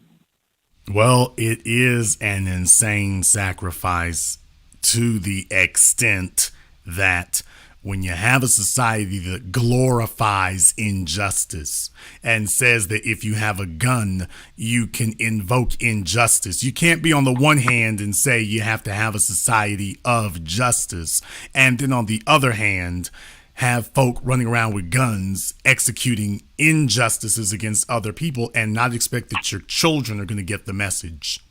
The children got the message that, hey, when they watch what happened with George Zimmerman, they got the message.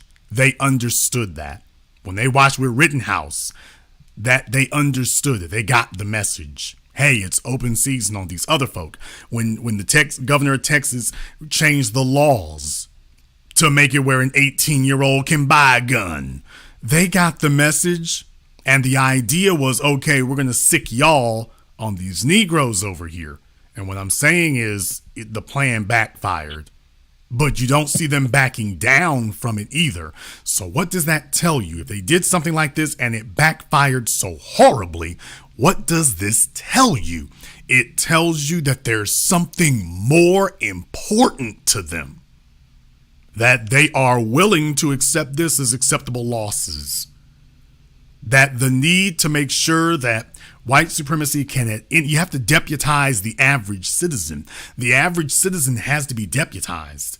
Well, he can't be deputized without a gun. He's got to make sure he's always got the advantage. You can't be deputized without a gun. So what they're showing you is that these are acceptable losses, man. These are acceptable losses. These are acceptable casualties. We'll take that because there's something else more important we're trying to protect or trying to enforce, that we're willing to do that. So that, to that extent, yeah, these were sacrifices. They sure were. Because when that, let me make one thing very, very clear. When a black person in America does something that the dominant society doesn't like, or quote unquote gets away with something, they immediately go to work patching up them laws now, don't they? Michael Jackson and being able to compel a minor to take the stand. Remember, when Michael Jackson got acquitted the first time, they're like, oh, we're going to patch this together real damn quick. They made it where the prosecution can compel minors to take the stand. And understand, the dominant society didn't get their cackles up and didn't start caterwauling or nothing. It was right after just the same as when Ronald Reagan changed the laws in California to sit up here, and after the Black Panthers showed up, it's like, oh yeah, we can do this. We sure can. Nobody was worried about the Second Amendment then. When it comes to clamping down on black people, the laws move quick. Things move very, very fast. When all of a sudden, nobody's concerned about their quote-unquote rights anymore. When they see an opportunity to target us, all of a sudden, they're not worried about that anymore. But in these other circumstances, that's what you're seeing there. So down the line, if we were doing this, if we were doing these things, because whether it's rap music, sagging your pants, if it's something that they can use and they can outlaw it and it affects black people, that's one thing. But outlawing it and it only really affects white folk, it's like, no. See, that's why meth, when it was time to start mass incarcerating for meth, there was no way to blacken that up. You couldn't make that a black issue. So what did they do? Oh, meth is legal. Matter of fact, we're going to give you sites to shoot up in. All those things we said society would crumble if we did it with black folk. Yeah, drugs are a mental health or a public health issue now. Okay, but you were mass incarcerating us. As a matter of fact, you still are. Yeah, well, your drugs are a crime. Ours are a public health issue. So if black folk were doing that, the response would be radically different from what you're seeing. So they're showing you, if they're responding to this like this with no real movement, there's something else you're trying to protect. There's a reason you're not mass incarcerating meth. You're trying to protect something else. What about the folk who are ODing and dying? What about, what's his name? I was about to say Post Malone, but it was some other white entertainer who OD'd here last year or whatever. I forget his name off the top of my head. Folks will say it here later, but Mac Miller. Okay, well, we're going to outlaw this meth thing and start locking everybody else up? Well, we grabbed his folk here, but no mass incarceration. We're not doing that. Nope. Okay, what about Mac Miller? Acceptable losses. Acceptable casualties. So just understand, if we were the ones primarily doing it, the response would be radically different and no one would be arguing. They don't see a way to be able to target us with this. So if all it's going to do is mass incarcerate white people, oh no, they're not going to help you do that. They'll do exactly what they're doing right now, turn on the damn news every week and with another shooting. But they're not going to give you a way to do that because they understand that black folk don't see it as a privilege. There's a reason why when black folk go shoot guns, it's a crime and we do something about it. In whites, there is no equivalent to Kyle Rittenhouse. There is no equivalent to George Zimmerman. There's no equivalent to any of them in black society. Thank you very much for giving us a call. Let me get called from area code 504. You're on live with the Black Channel. What's your name? Where are you calling from? Good evening, Jason. This is Brother G from New Orleans by way of the Florida Keys. Good evening. G from New Orleans, what's on your mind?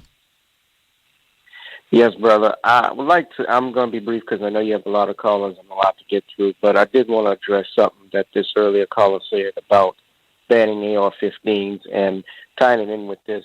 If you remember the Virginia Tech shooting that took place in 2007, that shooter, I believe his name was Hung Si Cho, used a Walter P22 and a Glock 19. Those are two handguns. And he was able to kill over 33 people, including himself. I wish he would have just killed himself instead of taking out 33 other innocent people and then injuring 22 others. The point being is that if you're able to do damage with just two handguns, then obviously, an AR-15, trying to ban that isn't also the solution either. The problem we have here, and you even said this, is societal decadence and decay. And what we have are these beta males who are, and it's just flat out evil. We have these beta males who have issues with their mommy and daddies or whatever it is that goes on, and they want to take it out on everybody else. And we keep calling it mental illness. We got to call it for what it is. This is plain old evil. What happened in Buffalo, that was evil. That was white supremacy. And another thing, too, we ought to be cautious about is, remember this, Jason, I don't know if people are hip on this. I believe you are. But if you look at a Supreme Court case, Castle Rock versus Gonzalez, the Supreme Court has made it very clear that law enforcement has no legal duty to protect you. If you read it carefully, there was a woman who had a restraining order against her husband. The husband violated the restraining order multiple times. She told law enforcement about it. And eventually the husband murdered their 3 children. And she sued the city, but the Supreme Court said, well, as tragic as that is, they have no legal duty to protect you. You can't sue them under a 1983 action. So we better be, instead of some of us calling for gun control like that brother who was calling earlier, you might want to think twice about it, because when the shit hits the fan, it's only going to be you that's going to be able to protect you and your family, and not the government. Thank you, brother B1. I think you make a very good point there in that regard. Thank you very much for giving us a call here. I mean, certainly that is what they said there. The police are not actually obligated to intercept a threat on your behalf. They're not actually obligated to do so. So that's something else to keep in mind. But when you're in an unjust society, when you're in a society that teaches a certain segment of the children that justice is optional, it's whatever you want to define it as. It doesn't apply to everyone. It's whatever you want it to be whenever you want it to be. When you start making them think that they have a privilege, when you start making them think that they're above the law, above the rules, outside of these things, you can't then just jump up one day and say, okay, here come the rules. There's a reason why you cannot try to be your children's friend. You must be their parent. When your children start seeing you as a peer, then they start falling down in the grocery store and calling you bees and this, that, and the other. And you've seen the little blonde kids doing that for decades now. And what we're saying is Dr. King warned America about embracing that penchant for violence in that regard. And he's been warning forever about that because we understood where it came from. So anybody who wants to try to support that, how many more acceptable losses are you willing to support there? Caller from area code 717. You're on live with the Black Channel. What's your name? Where are you calling from? Michael Freeman, calling from Lancaster, Pennsylvania. Michael Freeman from Lancaster. What's on your mind? Well, I just wanted to point out that I noticed that when they had all the focus on the police, botching the response and all this type of thing, as the saying goes, shit rolls down the hill, because, the truth of the matter is this is now passing the buck. I notice how white supremacy, they pass the buck because, the police can be the shooter, because, again, it all starts from the top. And, the next thing I wanted to just quickly point out, if this idea that the Buffalo shooter was some sick kid, and the parents, they didn't have any clue. If your kid is sitting up in a room reading Mein Kampf or some type of replacement theory with an assault rifle in his room, you might want to check on a little sumbitch once in a while. You know what I mean? So I think you're right. I think it's not about gun legislation. It is about the sickness of this country, and if anything needs to be reformed, it's the culture, the white supremacy culture in this country. So I just thank you for letting me speak, and be one. Thank you very much for giving us a call here tonight. Black first as always. Let me get a call from area code 217. You're on live with the Black Channel. What's your name? Where are you calling from? Lonnie Ford in Danville, Illinois. Okay, Lonnie, what's on your mind? This is the home of Mary Miller, Congresswoman. And ironically, last Friday we had a graduation ceremony in the Mary Miller Auditorium where I received my CDL. She ran on a campaign of Hitler's speech. One of his phrases, whoever controls the youth controls the future. And my second comment relates to 82% in Texas, in that city, and all of the law enforcement officers were white with white hats. At least the leadership was. I saw one Latin-looking guy who was maybe a patrolman. And thirdly, I imagine 19 police out in the hallway with guns, and this one guy in here shooting a white Hispanic. And they sat for an hour. So it reminds us of Sister Frances Grash Welsing and the struggle for white survival, genetic survival. And so what if these are non-white people being killed? So the people standing outside, that just brought her theory to mind. Well, thank you, B1.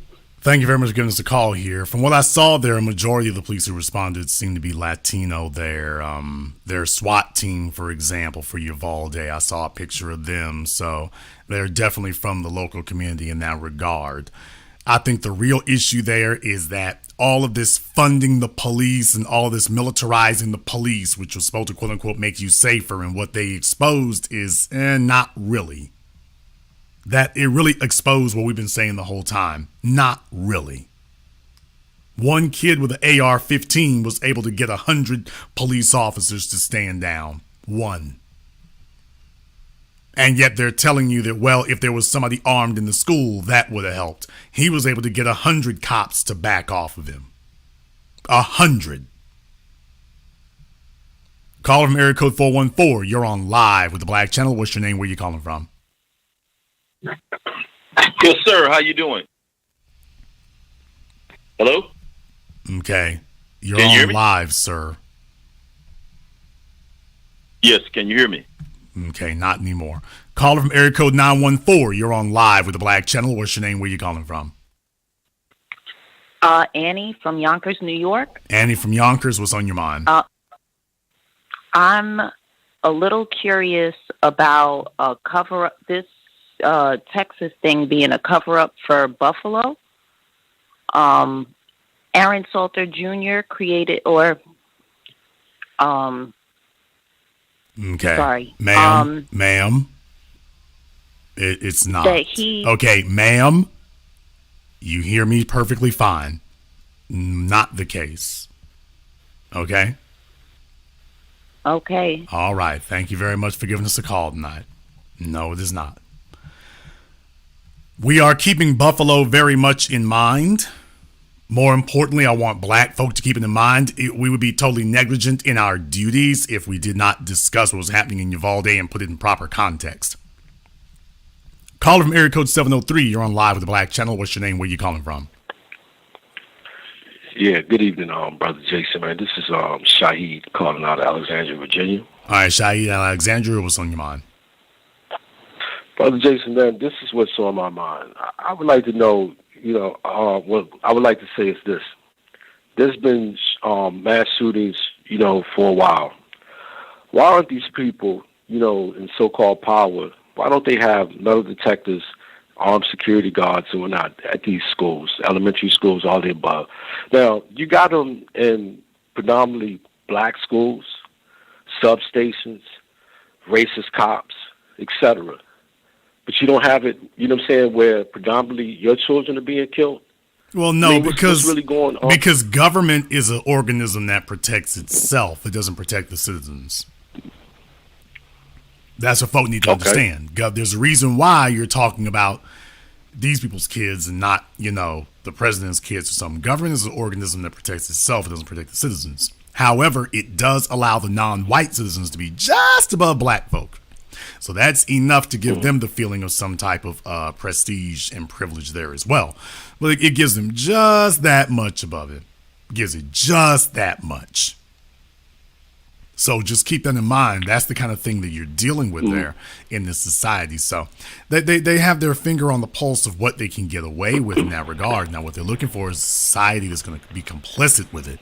There's where the problem comes in, is the society as a whole being complicit with that kind of situation. Because the real thing here is, understand something. Dylan Roof didn't need a school. Peyton Gendron didn't need a school.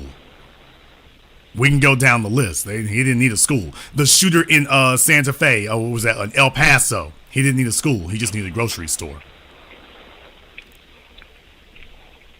So if anybody thinks that, well, if we can, quote, harden the schools, we'll be okay. Congratulations. The school, by this way, the school year is over now. By the way, anybody worry about the schools? By the way, we won't be hearing too much about school shootings anymore because the school year is over. Next stop, Kroger's. Yeah. Thank you very much for giving us a call here tonight. So, yeah, don't worry about the schools anymore. When y'all pull up there at Albertsons, might want to think that one over. Caller from area code 862. You're on live with the Black Channel. What's your name? Where you calling from? Hello, can you hear me? Okay, folks, if you're not paying attention on your phones, you're going to get left behind. Caller from area code 201. You're on live with the Black Channel. What's your name? Where you calling from? Nobody cares what niggers think about this, so shut the fuck up. Well, there are some folks out there who, while we're discussing mental illness, that's a very good point to make here in that regard, while we're discussing mental illness. So thank you very much for showing the world that you're not as bright as you thought you were there. By the way, that was, I think that was Leopold, by the way. I think that was him again. So same time, same channel here. He needs a mental health. He certainly needs to have I think he needs to have a wellness check. So I didn't do that before, but this is what I get for being negligent. Let's help him get a wellness check if we can. Let's help him get a wellness check if we can. If anybody is in his area and knows Leopold, check on him, will you? Can you go ahead and check on him just to be sure? Let me get caller from area code 908. You're on live with the Black Channel. What's your name? Where you calling from? My name is Omar, calling from Trenton. Omar from Trenton. What's on your mind? Yeah, I don't want to bash Video O'Rourke for what he did. I think it was commendable.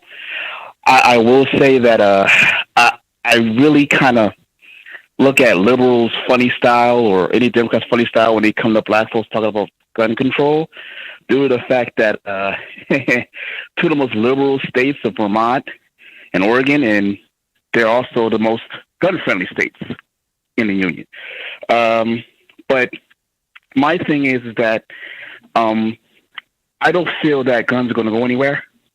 And as far as black folks are concerned, in that situation, he'll beat them, join them. Because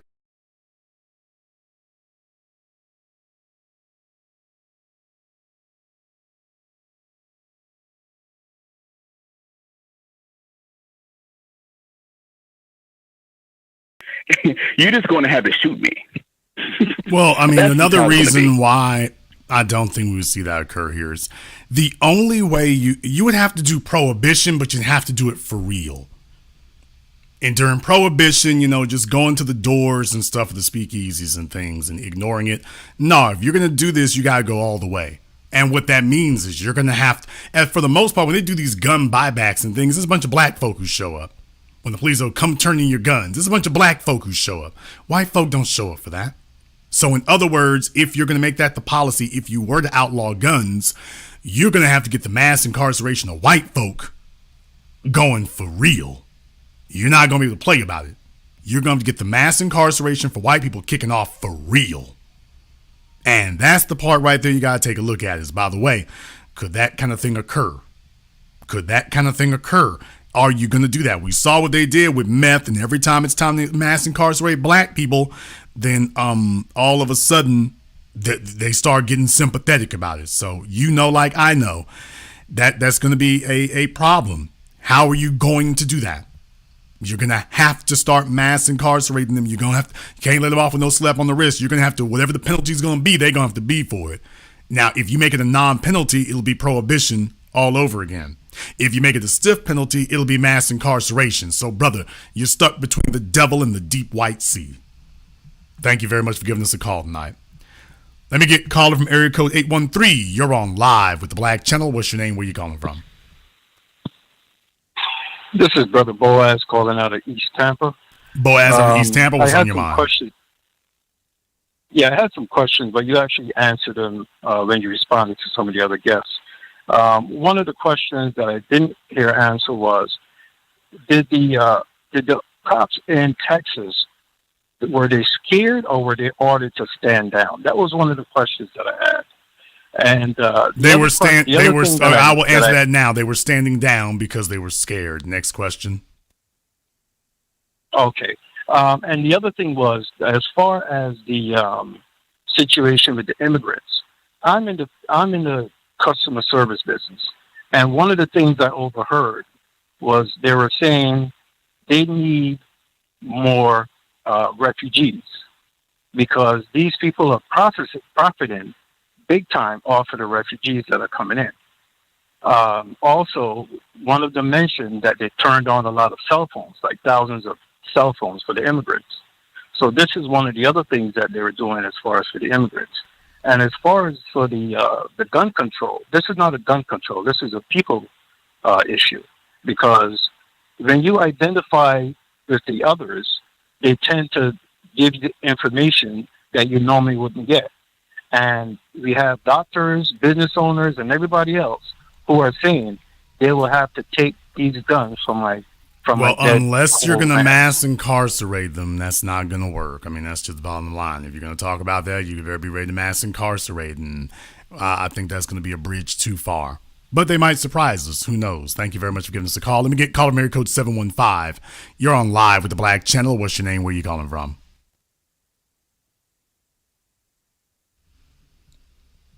Okay, caller from 715 has been abducted. Caller from area code 910. You're on live with the Black Channel.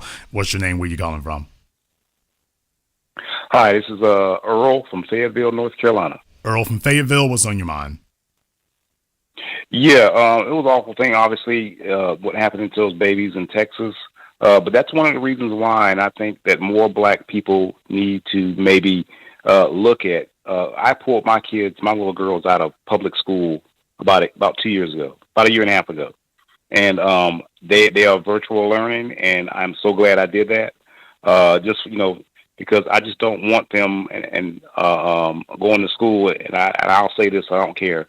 I don't want them going to school with these little white kids. I just don't. I'm sorry, because they are just completely out of hand. But as far as the actual AR-15, I'm an owner of an AR-15, and the AR-15 is not an assault rifle. That means armor rifle. That's what it means. It's not an assault rifle.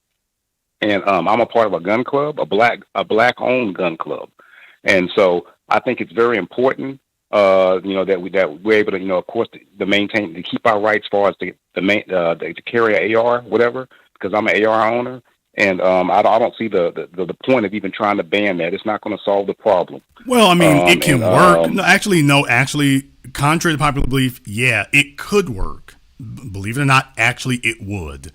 Now, but as I said, you're going to have to be willing to mass incarcerate the dominant society.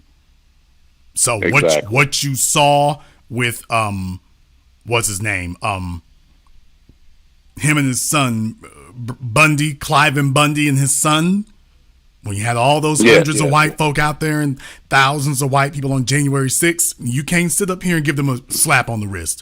You're going to have to mass incarcerate. Now, if you're willing to see those kind of situations where the feds just grab all those people up and gather them all up and take them away and then incarcerate them all in mass like they do black folk with RICO. You got 100 black folk in the courtroom and all of them going to prison. Yeah, unless you're going to do something like that. Now, if you're going to do that, then you can make it work. But by the same token, brother, remember, black folk we never would have invented something like a gun.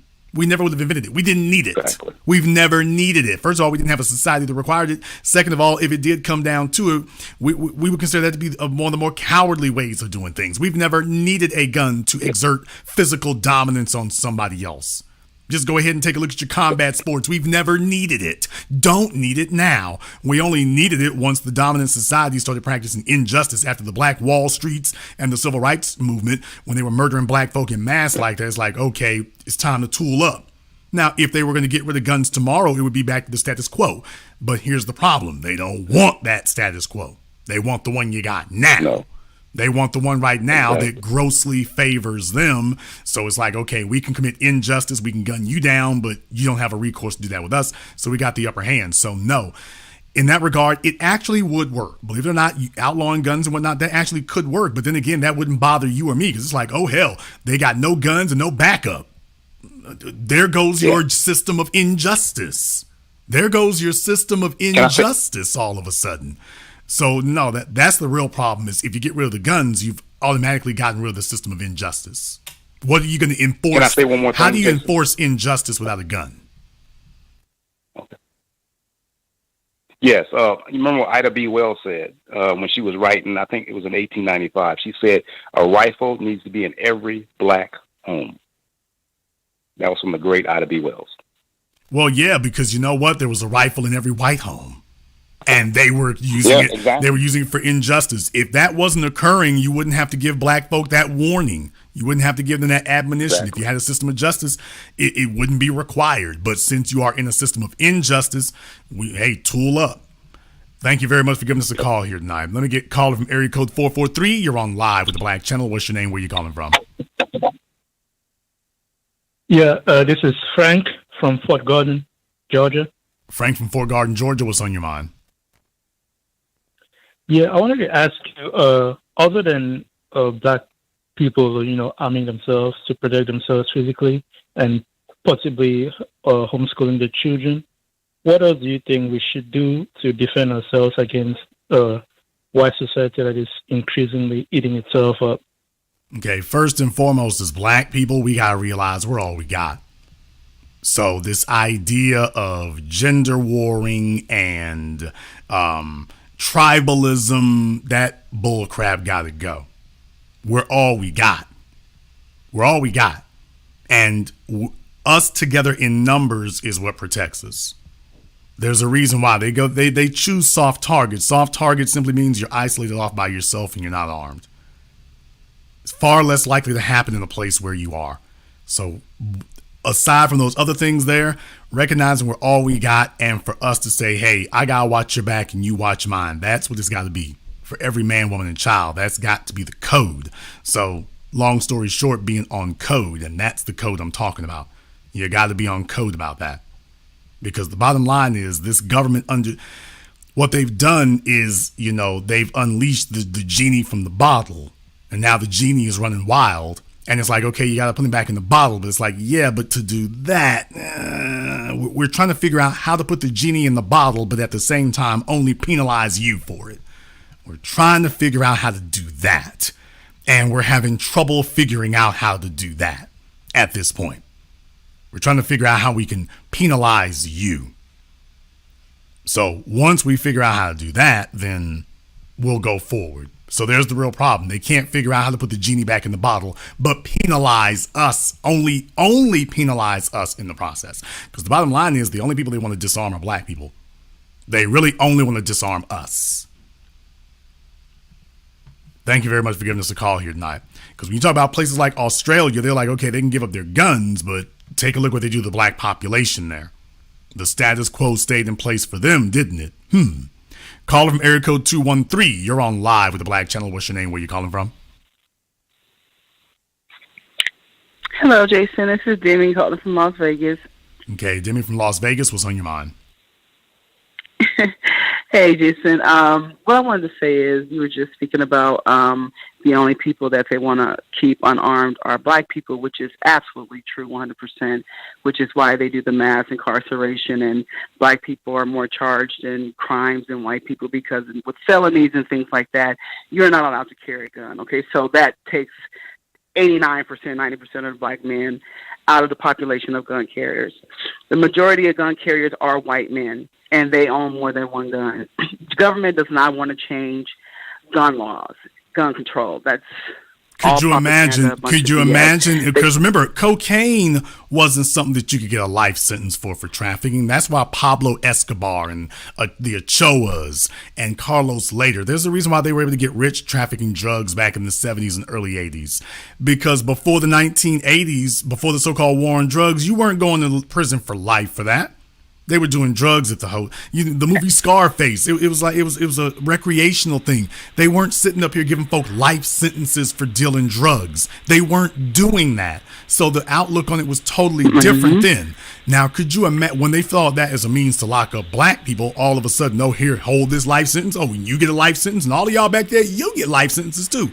All of a sudden, that's how they treated that. Could you imagine if they treated guns the exact same way that they treat drugs? That for every gun we find on you, we treat that like 10 kilos of crack.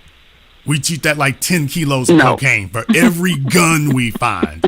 So I'm just saying, the average white home would be like, I'll be damned, they're coming for me. You notice you wouldn't see black folks saying that. They said they're coming for me. For every gun you get, we're gonna treat that like 10 kilos. You would see a paradigm shift overnight. I'll let you have the last word. Oh, absolutely. I agree 100%. Overnight, you'll see a paradigm shift. But we have to go back to, like, your wonderful documentary, Race War. You know, we are at war. And until black people understand what kind of war we're in, this is going to keep happening to us. As long as we're just sitting ducks, like in Buffalo, most of the people in there, except the guard, was unarmed, and he still died. But if there were more people in there armed, they could have protected themselves. That didn't have to happen. But because we as black people walk around, women and men as a whole, thinking, you know, we can't carry a gun or we're too afraid of a gun, I don't want to get caught with a gun. White people ain't caring about that. They know that. They are 12, 13, 14-year-old carrying 3, 4, 5 guns in school, in a store, wherever. So until we get on code with protecting ourselves and arming ourselves and teaching our children how to arm themselves like white people teach their kids, this is going to keep happening to us. I believe that if black people in groups over the whole across the states, United States, 200-300 groups at a time go to different gun stores at the same time, same month, same day, purchasing guns, the gun laws would change overnight. That's all I want to say, Jason. Thank you for listening. Thank you very much for giving us a call here tonight. Well, certainly they've been tracking black people's increase in purchasing firearms. They've been tracking that, which is why black people started buying more guns. Next thing you know, what do all these state legislatures want to do now? Oh, we want to make it free carry and constitute anybody has a gun. No permit required. Remember, it was after George Zimmerman that black people started increasing their gun purchasing. Black folks started saying, okay, it's not going to be any more one-way shootouts and folks sitting up here picking off our kids and at random. We're not going to just sit here and be helpless. So after Zimmerman murdered Trayvon Martin, what did you see? Black folk everywhere. What did the news media say?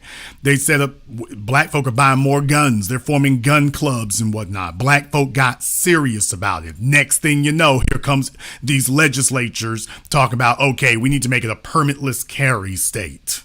We need to loosen the gun laws even more. Black folk adhered to the rules that you said, and all of a sudden you said, okay, new rule, we changing it. Black folk were like, okay, well, you know what? Up until this point, we've been abstaining from buying guns like that, but yeah, y'all are not going to do anything to protect us. We'll take care of protecting ourselves. No, we don't need that right there. No permit to carry. We're going to do that now. No permit to carry. We'll do that now.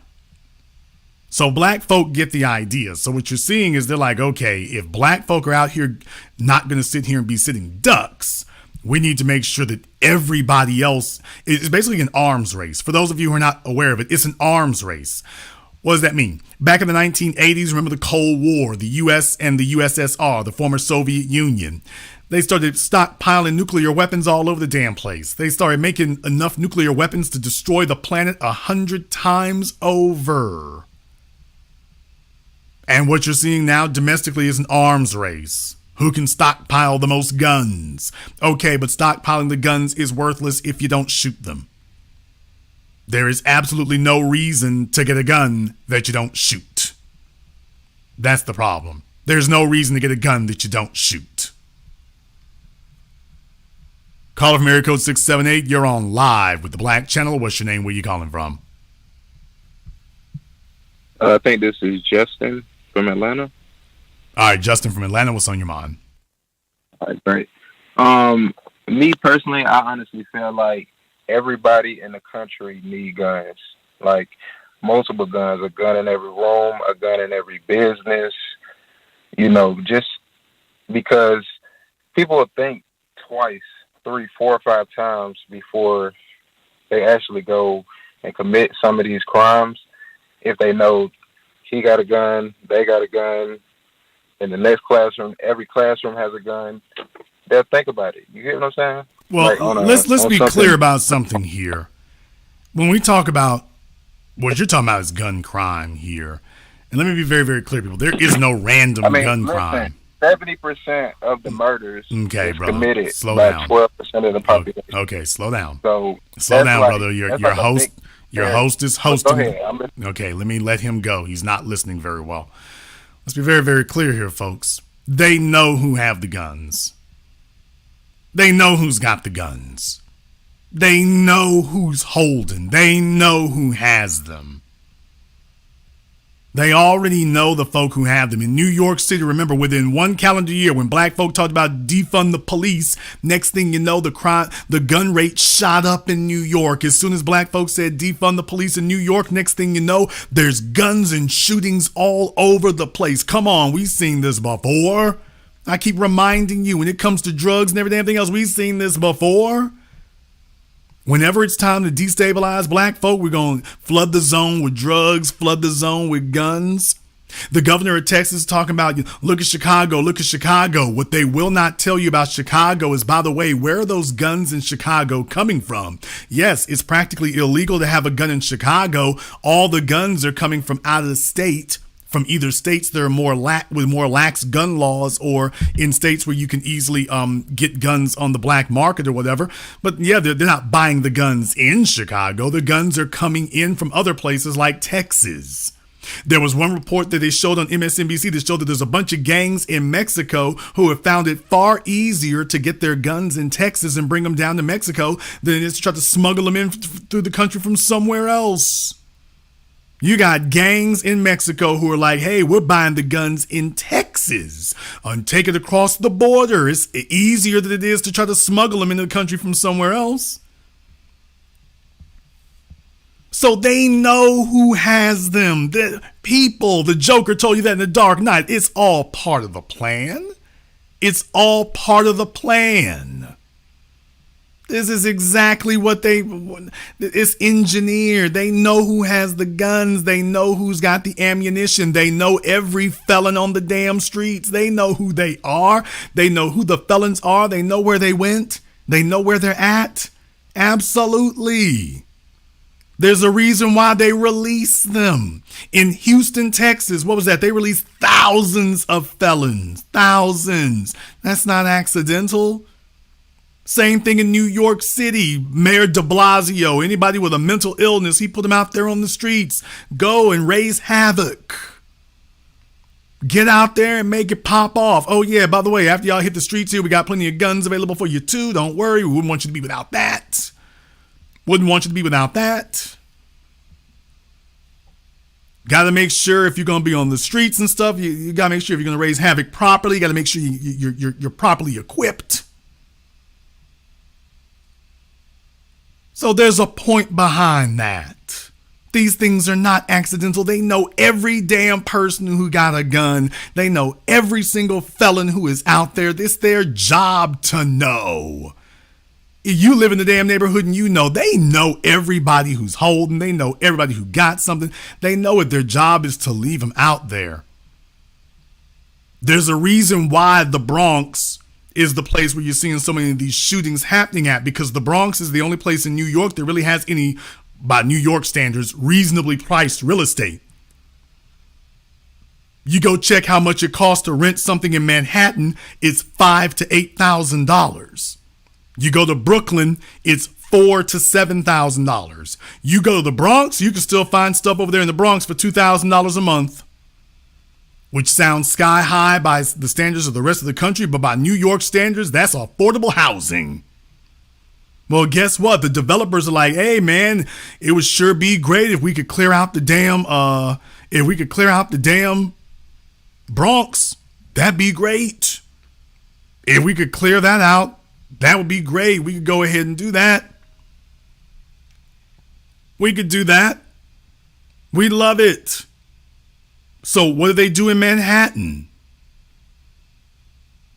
The Back in the 70s, Manhattan was what? Nicky Barnes and the rest of them. Nicky Barnes, remember his men, a guy sat up there and was like, hey, you know, we were, Nicky sat up here, the police pulled him over and the cop was like, let me see your license and registration. And Nicky Barnes was like, man, forget this fool. And they drove off and left the cops sitting there. That's back in the 70s. Moving much cocaine. If you don't know your history, then if you don't know what was going on, then you don't realize they was moving much cocaine in Manhattan. And they were allowed to do so and remember, Manhattan was bombed the hell out. The real estate developers raping every damn thing all over the place. It was bombed the hell out. Okay, and once the values got down low enough, they were like, okay, flip the switch. In comes Rudy Giuliani as the U.S. attorney, and he starts locking up folks by the thousands. They put RICO in place, so RICO's only purpose is to shut down mass numbers of people. That is RICO's purpose for existing. RICO exists so that you can arrest mass numbers of people. Rudy Giuliani walks into New York with RICO and starts arresting mobsters, black folk, every damn body else. Massive numbers. Huge numbers. A switch just flipped. Yeah, this was the plan. Now that the developers are in place, they're like, okay, go round them up. Go round them all up. And that's exactly what they did. Next thing you know, they cleared out Manhattan. Let's go ahead and go across the bridge into Brooklyn. All right, let's go get that. Wait a minute, black folks making too much damn money. Bring in the drugs and the guns again. Got to get them prices down in the Bronx. The Bronx and Queens. Let's get them numbers. Too many black folk ascending. Let's get them numbers down. Let's get them property values down. And as soon as they've decided to carve off the pieces they want, the switch is going to get flipped again. All right, go ahead and start locking them up. We've all decided what part of the borough we gonna get. So let's go ahead and lock them all up now. Come on, folks. Recognize what the hell you're seeing. When you saw Amazon talking about going to Long Island City, when you saw Amazon talking about that, all of a sudden you knew that was the whole plan. They want big, huge tracts of land to develop in that place. You can't get it the way it is right now. You got to move a bunch of people out the way. Easiest way to move them out the way is let crime come in, destroy everything. People sell off all the property they got. They're running to go flee somewhere else. Next thing you know, it's like, oh, nobody will want to live here. Here come the developers. Now we take over. Guns can serve a great purpose for economic development. Crime-ridden communities serve a great purpose for economic development. It clears the landscape. Caller from area code 707. You're on live with the Black Channel. What's your name? Where you calling from? I'm Christian Brown, calling from Oakland, California. Christian from Oakland, what's on your mind? I just wanted to say this. A lot of this information as far as what's led up to the shooting, the pattern that led up to it, and also how the information has been disseminated as far as the public being able to achieve clarity on the situation feels a lot like COINTELPRO. One of the articles that came out prior to the actual shooting, information was given after the shooting took place, but who they deemed as the shooter was actually in a situation that was a scenario that there was an active shooting on campus. And they had, basically an article saying that, he was participating in an active shooting situation at his high school, and they had played out the whole scenario prior to the incident taking place at the elementary school. And, it feels like COINTELPRO also here. Feels like... Not really sure what his point is, but all right.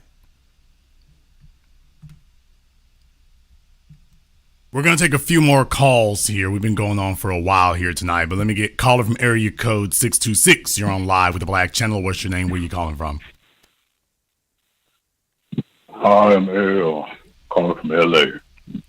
L from L.A., what's on your mind? I got a question. Okay, if these kids were supposed to be bullied by 1, 2, or 3 people, as the story goes, why don't they target the 1, 2, or 3 people as opposed to the rest of the school, the rest of the faculty? Oh, there go my teacher. Let me hit him too.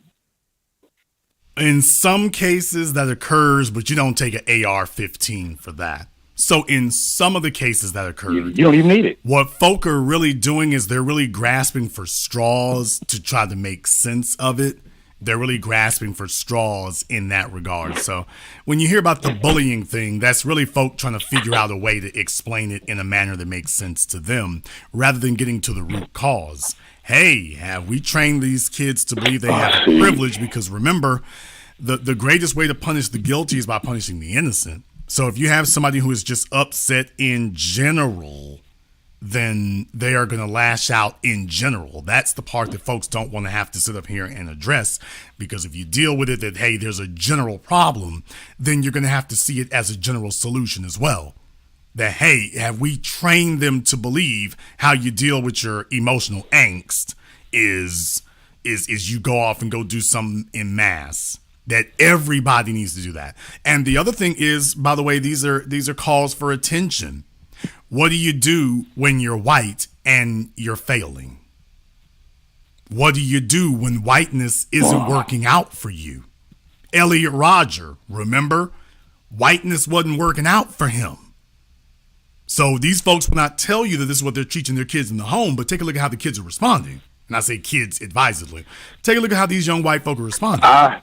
They are saying, hey, if whiteness isn't, say that. I know, like I say, this is why I'm here to give you the insight and analysis you receive nowhere else. Take a look down the line here. The ones who are doing these shootings and stuff, whether it's Ethan Crumley, when you're talking about folks being bullied, his whiteness ain't working out for him. Hey, they off code. They messing with me.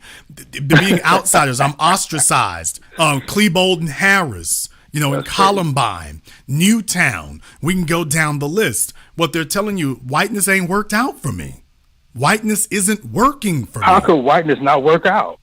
Well, where's the privilege? How is that possible? Because these are the ones who fell through the cracks. They're like, hey, white privilege is supposed to protect me from this. Ethan Crumley, white privilege is supposed to protect me from being made fun of. Klebold and Harris, white privilege is supposed to protect us from being weirdos and outsiders. Elliot Rodger, white privilege is supposed to protect me from not having sexual access to these girls. It's supposed to protect me. Oh, wow. And it's not protecting me. So damn all of y'all. They had fiat. Okay, well, yeah. But they had fiat for hundreds of years, so I suspect they'll go crazy. That's another question I have for you.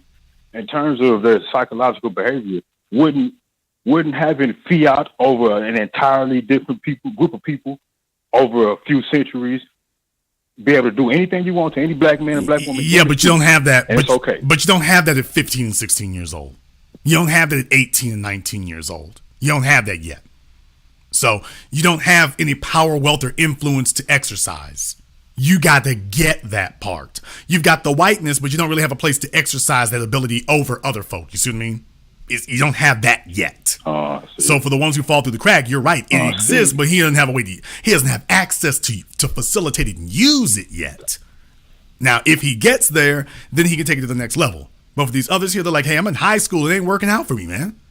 I want mine now. Where is it? Can't get it. Okay, well, damn all of you. Damn all of you. It's not working out for me. Damn all of you. Here we go. That's crazy. Thank you very much for giving us a call here tonight. Like I say, I'm trying to give you all dimensions to this thing here that you haven't thought about before. I know you never really thought about it before. Well, where's the white connection? That right there. It's like if you got young white kids, and whether they're white, Latino, or whatever, if it's not working for them, they're going to feel that. They're going to recognize that. Hey, it ain't working for me. I'm getting made fun of, and things ain't hitting right for me. I want to get mine. Where is it? Call from area code 214. You're on live with the Black Channel. What's your name? Where are you calling from? This is Elijah out of Oklahoma City. Elijah out of Oklahoma City. What's on your mind? A couple of quotes from the 60s. Injustice anywhere is a threat to justice everywhere. John F. Kennedy. And those who make peaceful revolution impossible make violent revolution inevitable. Martin Luther King. And I hope this incident serves as a wake-up call to the Spanish community to get them to stop thinking that they're white and stop identifying as white and thinking they're better than black people. That's it, bro. When you have a system that relies on giving you preferential treatment in that regard, that's going to be hard. Thank you very much for giving us a call tonight. Let me get caller from area code 929. You're on live with the Black Channel. What's your name? Where you calling from? Good evening, Jason. My name is Daryl from Chicago. Daryl from Chicago. What's on your mind? Jason, another excellent broadcast as always. You hit the nail right on the head. We thank you for all the insight and information that we ain't going to get nowhere else but here at the New Black Media. The correlation that you brought together with the Buffalo shooting as to the one in Texas is excellent. The background work on that mayor there, which, you know, anybody with common sense will have a question about what's going on with the leadership of that area. And you brought it to light on that end, and that was fantastic information, and also about the parents there. And it really is putting us on point. It's just you said 2 broadcasts ago. After that, watch out for the next thing. This is going to continue on, and you are again right on point. It's going to continue on, and you said it might not, and you called it out. It might not be black shooting, might be a different kind of shooting, but it's going to be another shooting. And sure enough, you brought that to light. And people need to see us as all black people. We need to see everything. And one of the previous callers talked about getting armed and arming up. That's true. Me personally, I've take my nephews to the gun range and show them how to shoot, proper use of a firearm. In addition to that, even my daughters. So they're a little older, but they still need to know. But the bottom line is that we need to be on point and be on code with this situation. And like you said, you know, a lot of times people, you're not trying to be morbid in your statements, but you're telling the truth. And this is factual, not just the truth, the factual truth that's being brought to the attention of the media and everybody here. I mean, a blind person can understand this situation, and it's really dangerous. And we thank you for that, Jason. Truly, truly, truly thank the black media for that and keeping everybody on point. And as we move forward, we're opening up our minds and opening up everything else to better understand. And those that already know it and understand, help out the next person. Talk to them, help them, because this is what this media is about. And we want to appreciate that. And I just think the word honor should be in front of your name. I appreciate that. Thank you very much for giving us a call here tonight. As always, like I say, everybody sees what's going on. It's about whether or not you take issue with it and stop it or not. Let me get called from area code 941. You're on live with the Black Channel. What's your name? Where you calling from? My name's Steve, calling from Clearwater, Florida. Steve from Clearwater, Florida. What's on your mind? And hey, Jason, outstanding topic tonight. And I have a message to all the white supremacists. You need to start calling yourself coward supremacists, because you're a bunch of cowards. You hide behind your security guards. You hide behind your police officers. You hide behind your judges. You hide behind your security cameras. You hide behind your gated communities. And you hide behind your guns. You hide behind your dogs. You're just a bunch of cowards. Thank you very much for giving us a call here tonight. Let me get caller from area code 317. You're on live with the Black Channel. What's your name? Where you calling from? What's going on, Jason? This is KB from Indianapolis. KB from Indianapolis. What's on your mind? Well, I hear a lot of people using Uvalde, and they talk about, you know, white supremacy, things of that nature. But I'm having a hard time understanding what about Uvalde that's a black issue to begin with. Okay. And this is the kind of silliness that we heard during the Rittenhouse situation. So this kind of call right here, I literally spent the first hour of the program explaining all this. And it's this kind of silliness. I wasn't here the first hour of the program. Okay, sir, it doesn't sound like you were here for the first hour of second grade. So I'll let you go ahead and go with that there. But by the way, Yeah, you got to understand some of the slow bus kids show up and is, well, I don't understand what you got to do with anything there. So just there's a whole lot in his life he's not aware of. So just thought I would just point that out right quick. Caller from area code 484, you're on live with the Black Channel. What's your name? Where you calling from? Caller from 484 has been abducted. I'm going to get one more phone call here. Caller from area code 678. You're on live with the Black Channel. What's your name? Where you calling from? That shit.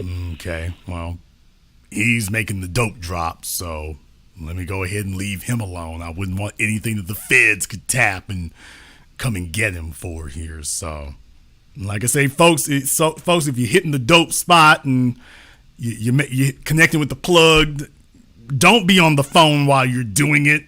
Rookie mistake. That's the first thing I'll tell you, a rookie mistake. So, yeah, if you're going to make the drop, when you got the plug in the passenger seat, don't leave the phone on. Rookie mistake. First of all, you shouldn't have the phone with you. They can track it. But second of all, don't have the phone on. Rookie mistake. Just saying. Pro tip. Turn the phone off. At least mute the damn thing. Like I say here, folks, there are a lot of lessons to learn. I wanted to bring you the insight and analysis you'll receive nowhere else. They're out here. They are not being properly treated. They are being armed to the damn teeth. And this week, it was Uvalde, Texas. Next week, it could be anywhere near you. Keep that in mind.